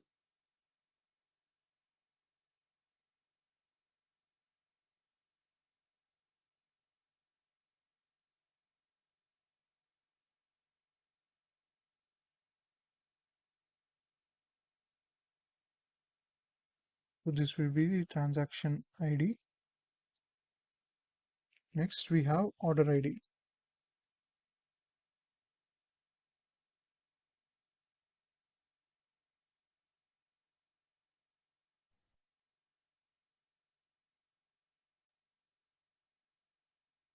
So this will be the back to home page, or this will be the back to catalog.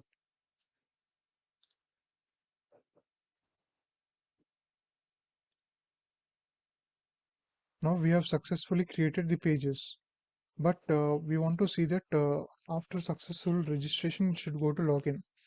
After successful login, we need to go to this product catalog. So for that, we'll be adding something called link. So to add a link, you need to select this button. After that, you'll be getting something called a link in this property inspector. Here, if you see this links, you have no link right now. But if you select this thing, you will get the pages which you have created. Now add this register to the login link. Similarly, let's add a login link to the product catalog. So the product catalog gets the link to the payment or the cart.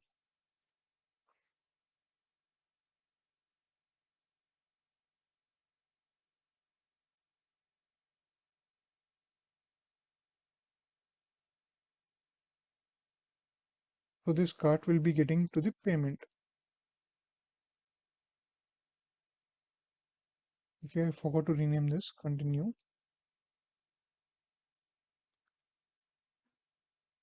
Now let us add a payment link to this one. So from payment, we'll be getting confirmation details. We need to add a link for the same. So after successful confirmation, I want to go back to the product catalog so that I'm adding a link to the product catalog. Now let us see how the links are formed. So to see how the links are formed, we need to go to this topmost right side. Here we have a YouTube like a play button. So it is called as a full screen presentation. You can actually click on Control F for the thing also. So this is our mockup. After entering all these details, so we need to click on register. After successful registration, we'll be having an email and password. We need to enter these and then we need to click on login. So after clicking on login, we can select whatever products we want and then we need to proceed to the cart. After adding our items to the cart, we need to click on this continue to make the payment. Here if you want to select, you can select cash on delivery, or else if you want to select cards or UPay, you can select, and also which type of card, whether is it credit, debit card, or you want to go for a phone pay, Google Pay, like that. You need to select this payment process and you need to continue for the payment.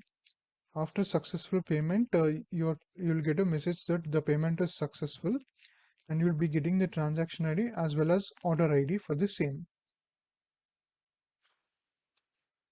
And then after going back, we'll be going back to the product catalog. So in this way, we'll be creating our mockups.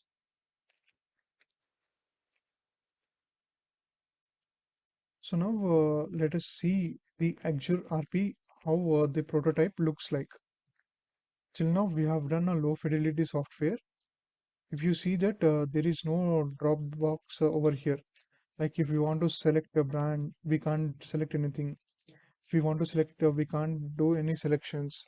And if we want to select this, we can't select anything. Till now, we have created mockups where we can't have interaction with the system. Now with Axure RP, let us see how we can do the real prototyping and how we can interact with the system. So firstly, we need to go to the Axure RP. And also after creating the prototype with Axure RP, I will be showing you the difference between Balsamiq as well. Difference between Balsamiq and Axure RP. So we'll be creating the page once again. So tell me guys, what name you want for this web page here. So unlike Balsamiq, we don't have any web browser page.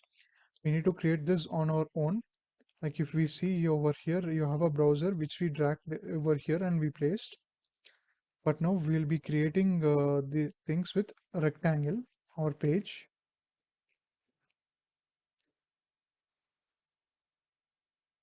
Let's resize this and let's add another rectangle.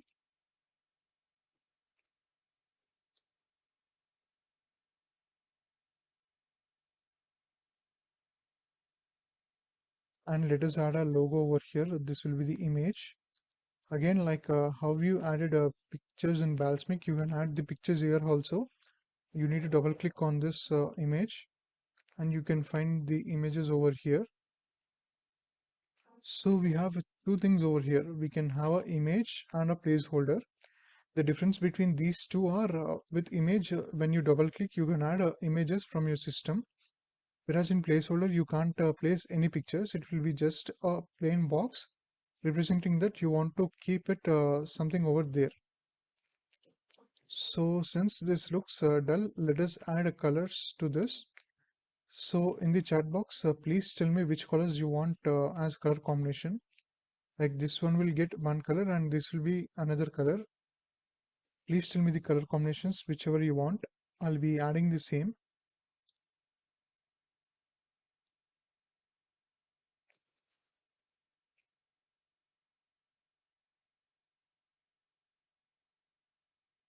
Mamta, you want red and white? Okay. Others, please, I want your inputs.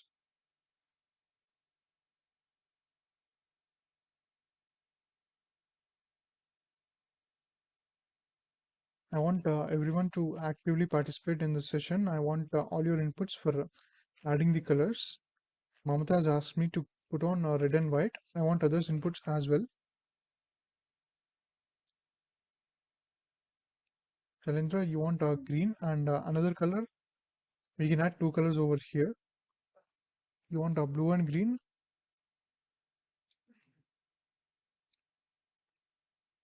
Rashi, you want white and gray? Okay. Like this is already white. We want another colors to add. Blue and white. Okay. Others with red and black. Like a black again doesn't look good. So since we got red and white as most common things, let us add, I mean, again, white doesn't look good because it is so plain right now. So how about the red and green? Will that work?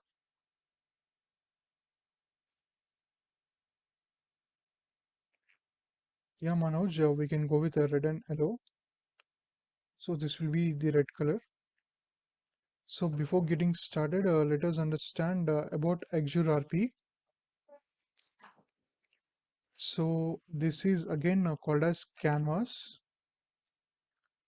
and to the right side, this is called as interactions and notes, where you can create interactions between the pages. And here you have widgets and properties, where you can add colors to the pages, text, and other boxes. And to the left side, you have this sitemap. Here you will be having all your pages, and here these are the widgets we'll be using, that is the components. So I got a comment. Let us see the color combinations. Gray, if it looks good, let's go with it.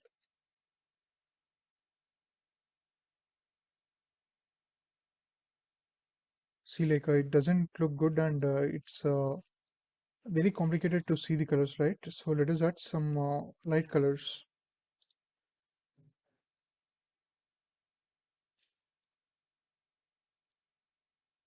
So is this good?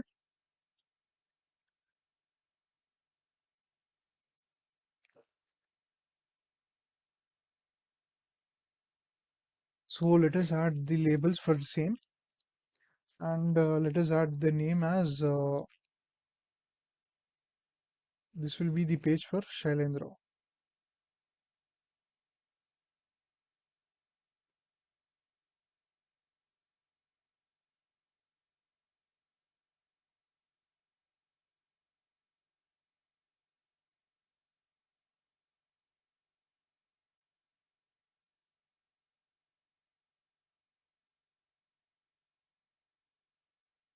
So let us add this text.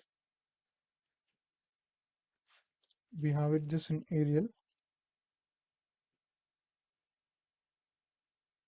and also let us increase this size for the same.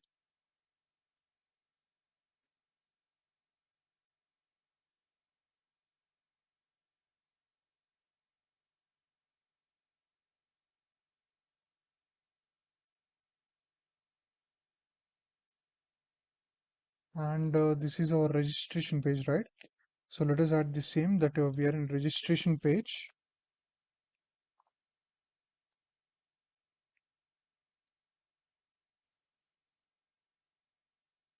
Let us resize this. We have components over here to add colors, anything like that. So I want to resize this, right? So I'm adding this as 16, such that it is more clear that we are in registration page. Now, in registration page, we'll be adding four things. That is email, password, name, and mobile number. So we have a text field here again. So we'll be keeping the same over here.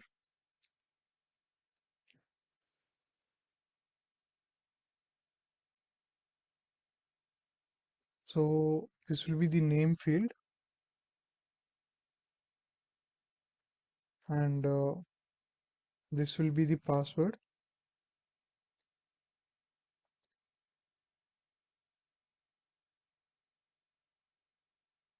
This will be the email, and this will be the mobile number.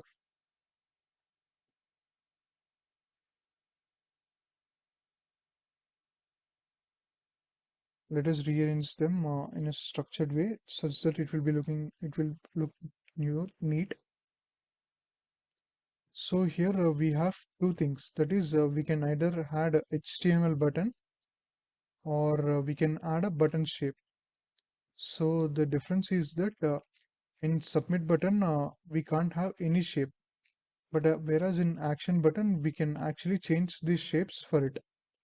So if you see, if you select this action, and here to the right side in the widgets and properties, if you see this shape and you will find this select shape, select this, and you can click like this. Whereas here we don't have any properties to change the shape. So what I suggest is that you need to select the button shape such that you can change the shapes accordingly. So now let us rearrange this action button to the middle. Now, after successful registration, we'll be getting login, right? So let us duplicate the same page and rearrange them accordingly. Let us rename, by the way, these names. This is registration, and this will be the login. So in login, I want to add only name and password, or else I want to add only email and password, right? So I'm removing the other things.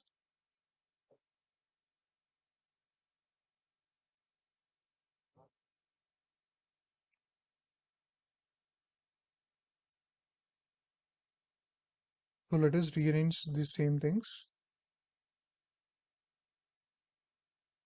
And also I want to add forgot password as well.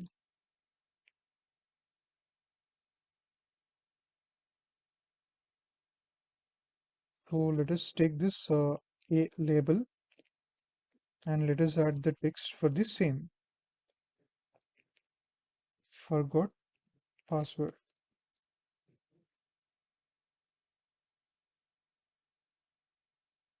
Now let us style it. Since the color is black, let it keep it be the same. Let us make it bold, and also let us add underline.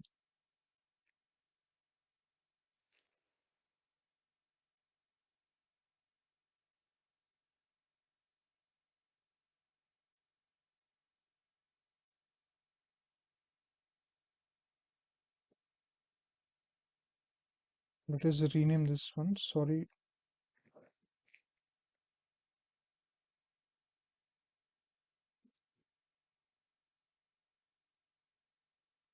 And this will be our login.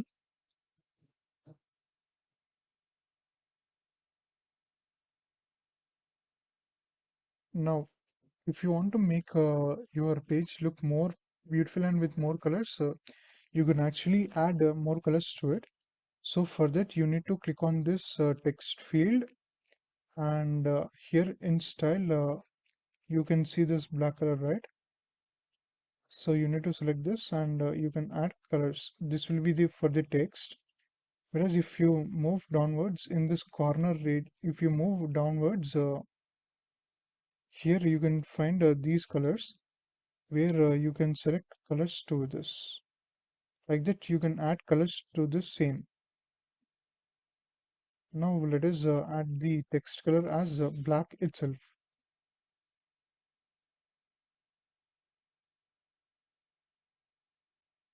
Let us add colors to the password as well.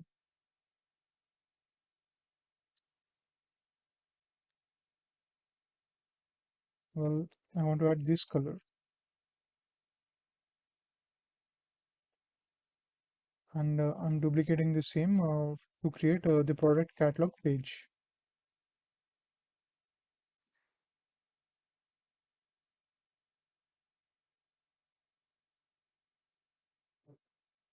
This will be the product catalog page.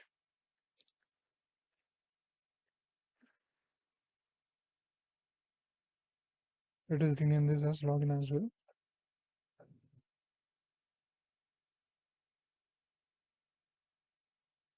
So in product catalog page, I want to add again shirts, pants, and your shoes.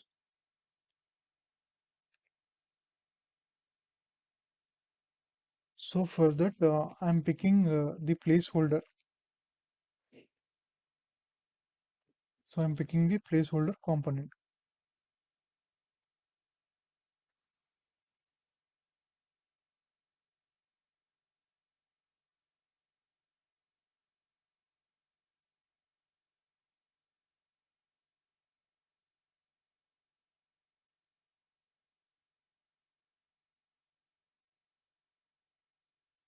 So we have added three placeholders, one for shirts, one for pants, and another one for shoes.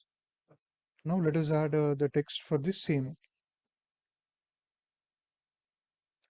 So I'm selecting this one. Since the text is too big, I want to change it to the shorter size. So to change this, click on this properties, and here you can select the shape H1, and you can resize this. If you see, H4 has become too short, so I'm rechanging it to H2. I think this is looking good, right? So let's rename this as shirts. Let's add the same for the pants as well as for the shoes.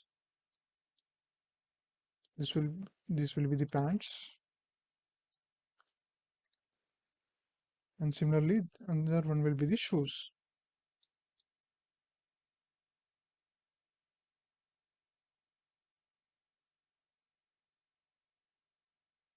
Now let us add a drop box for this same.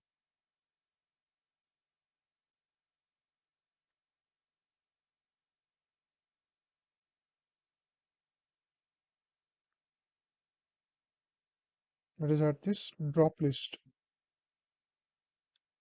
Let us edit it.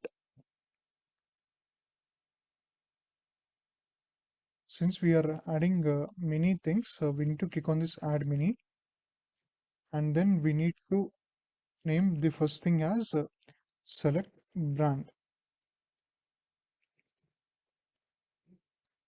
So under this only,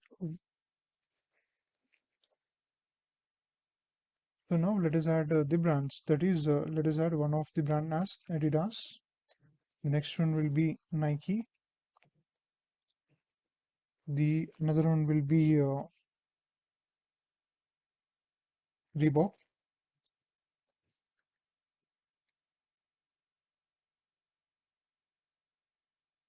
And let us add another one as Jockey.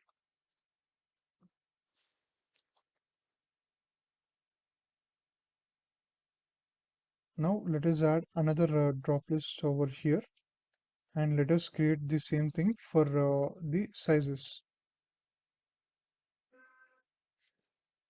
select size.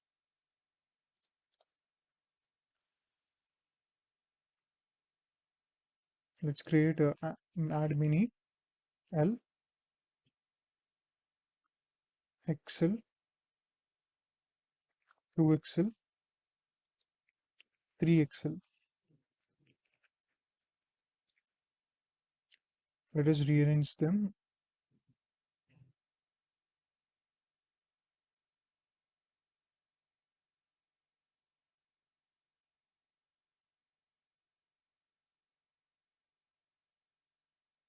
Let us add the similar things for the pants as well as shoes.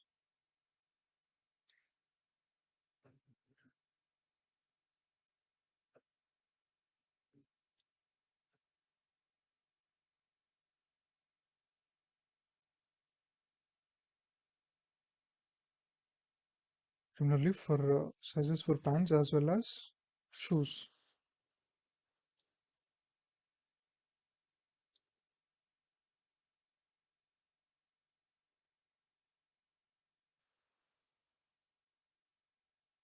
So I just forgot to add a product catalog. So I want to add a product catalog over here.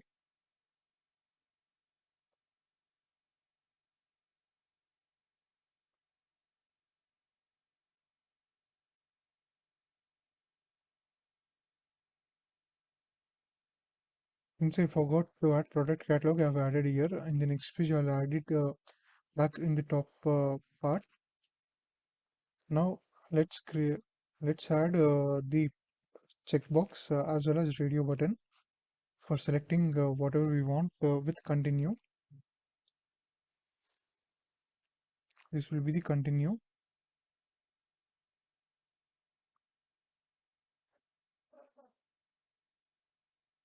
Similarly for pants as well as for shoes also.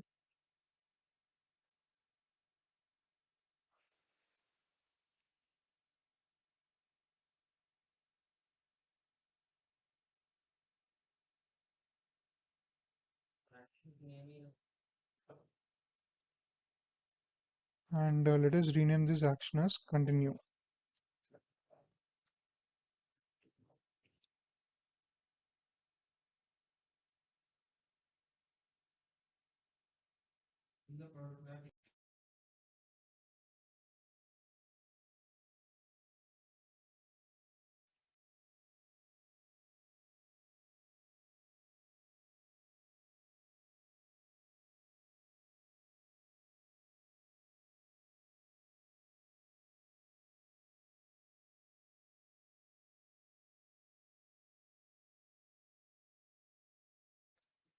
So now we have created a cart page and let us rename this as cart.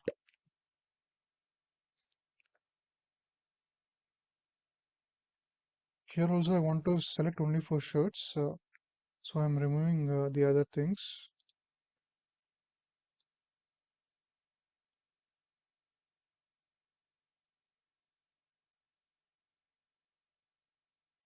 And now let us add the cart text.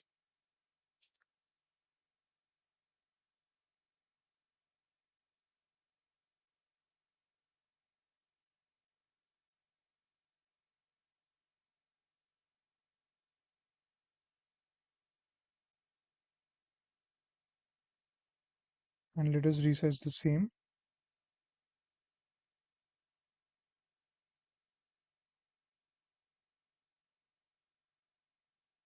And let us add a text that we are continuing to the payment.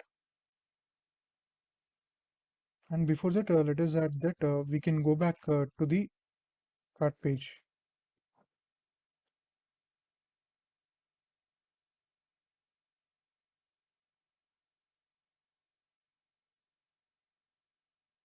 Just give me a moment.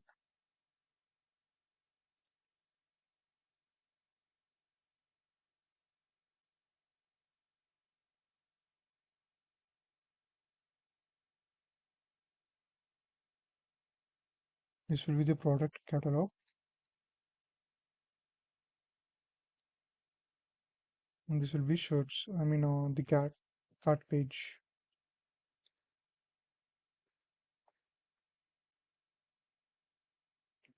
So as a user, if I want to go to the product catalog, let us create another one similar for the thing. Let us create another button shape. Select this action, go to the properties and select this mouse over. Select the shape. Here you can see the shapes, whichever you want to do. I want to go to this one and let us rename this as back.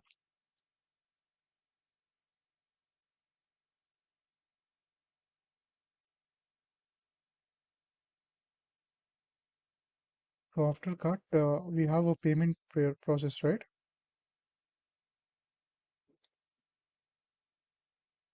This will be payment.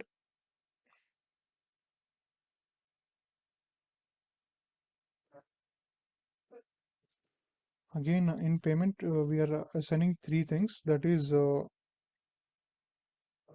COD, UPI, and cards. So let us see what are all the things we have.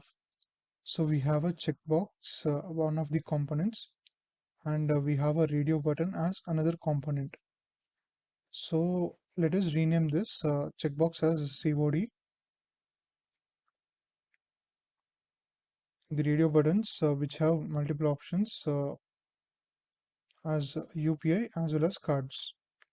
Since UPI and cards have multiple options, I have selected radio button, keeping the things common, and COD is unique, so I've kept checkbox for the same to show you guys all the components which we are using.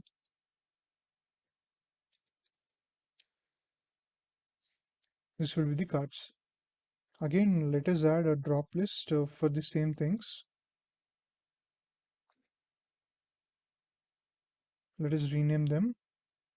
This will be first select app, then we have phone pay, then we have GPay, we have Paytm. So let's keep these three options and let us add the drop list once again for the card payment. Let us click on add many. Firstly, let us keep select card, then we have debit card, then we have credit card.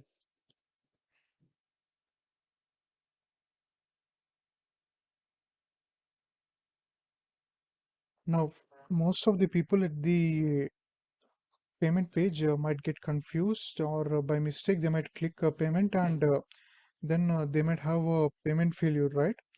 So in order to overcome that, let us highlight this button and let us rename this as pay now at first. So it will be good looking if we highlight this button, right? So now let us see how to highlight this button. So firstly you need to click on this action button. After you select, you see interaction styles over here. You need to go to this first option, that is mouse over. You will be getting a few styles over here or few components. You need to scroll down and you need to select this outer shadow. So if you select outer shadow, if you see here you got some shadow, right? So by getting this outer shadow, it is indicating that we are clicking on that button. Also, let us add some color to this. Since it is white, I want to add, let us add the red color. Since red is looking like we are doing something wrong, let us add a green color itself. And we need to click on OK. So I'll be showing you how it works once we go to the live page. So after creating all these, now let us add the confirmation page.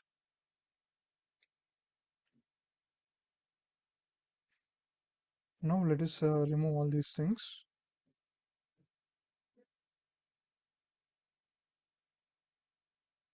And let us also reshape that. We have come to the last page, and let us resize that. We'll go back,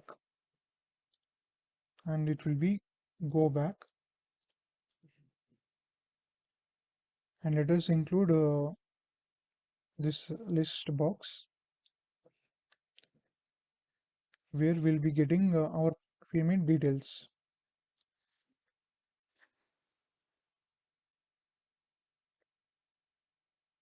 Now, as we did in Balsamiq, let us create the action buttons for the same. Let's create links to the pages. So first, from right from the beginning, let us do register. This register will get a link with a login page. So to create a link, you can directly click on this create link. It is right below over here. Under the interactions, you see two blue things. That is, one is add case, another is create link. You need to create one link. Click on this create link, select the login page. Now we got a link to the login page. So from login, let us create the same thing to the product catalog. Let us rename this as login.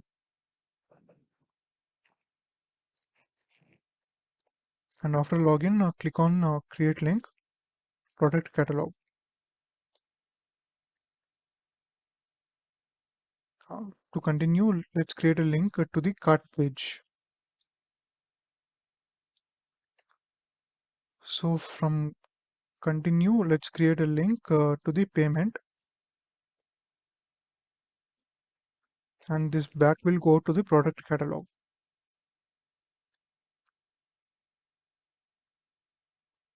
So this pay now will get a link to the copy of payment. Let us rename this as confirmation.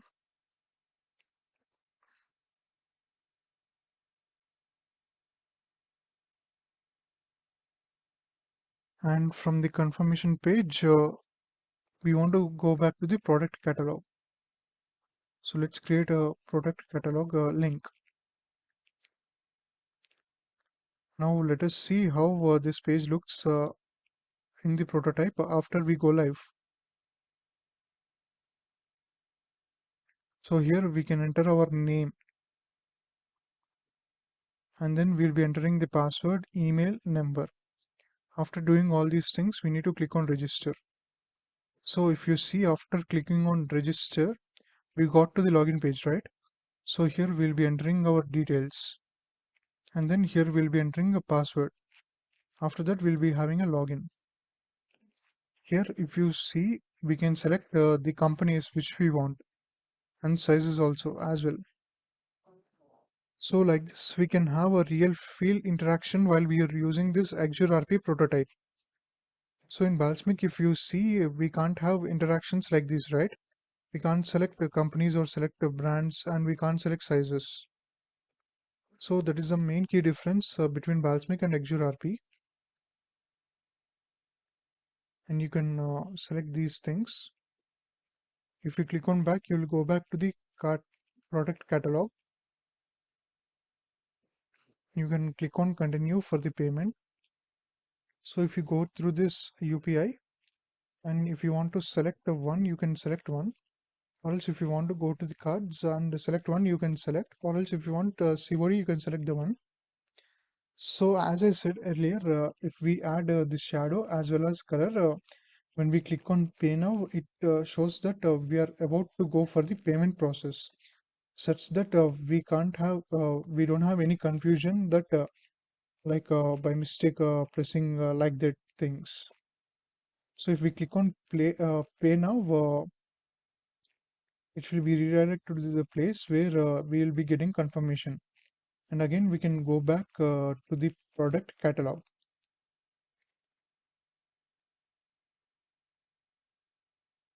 Now, in login process, you might get a feel that why to show how to show the invalid credentials, right?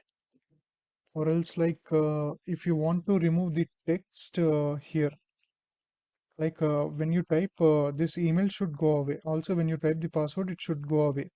So we'll show you how to do that. So for that, firstly, you need to remove this email text. And also you need to remove this password text. And firstly, let us name this field, text field name as name. And here, if you find widget and properties in properties, under this in text field, you have types over here. You can select what type you are keeping over here. So I'm keeping this as text itself, and I'm giving the hint text as name. Similarly, here we have a password, right? Let us give the text field name as password first. And here the in text will be password.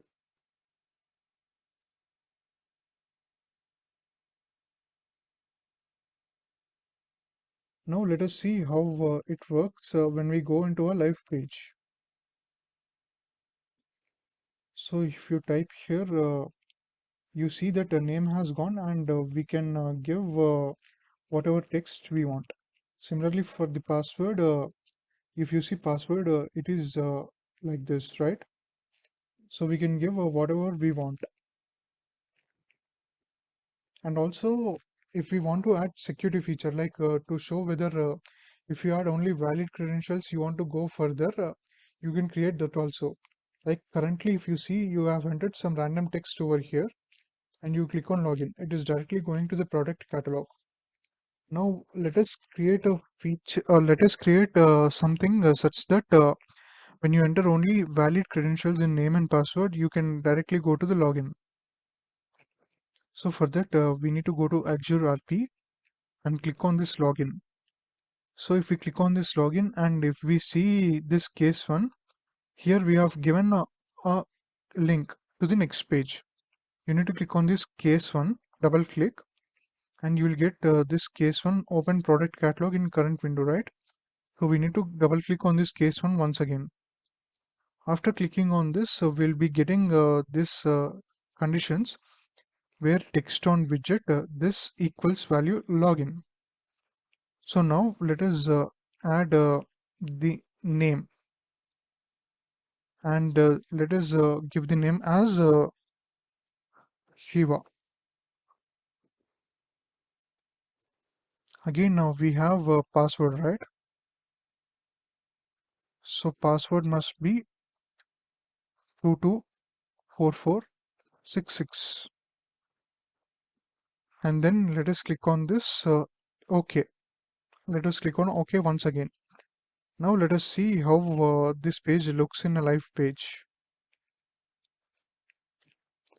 So if you click another words, and if you give passwords another's, that is like this, it will not go to the login page. It gets stuck. Like it indicates that the entered credentials are invalid. So now let us enter the credentials which we have given over there. Even if we keep the name Shiva, and if we keep this text, it is invalid. We need to give the proper values which we have assigned previously. There we have assigned 224466, right? Now if we click on login, it will go to the next page, that is product catalog. So in this way we can add security feature kind of thing too.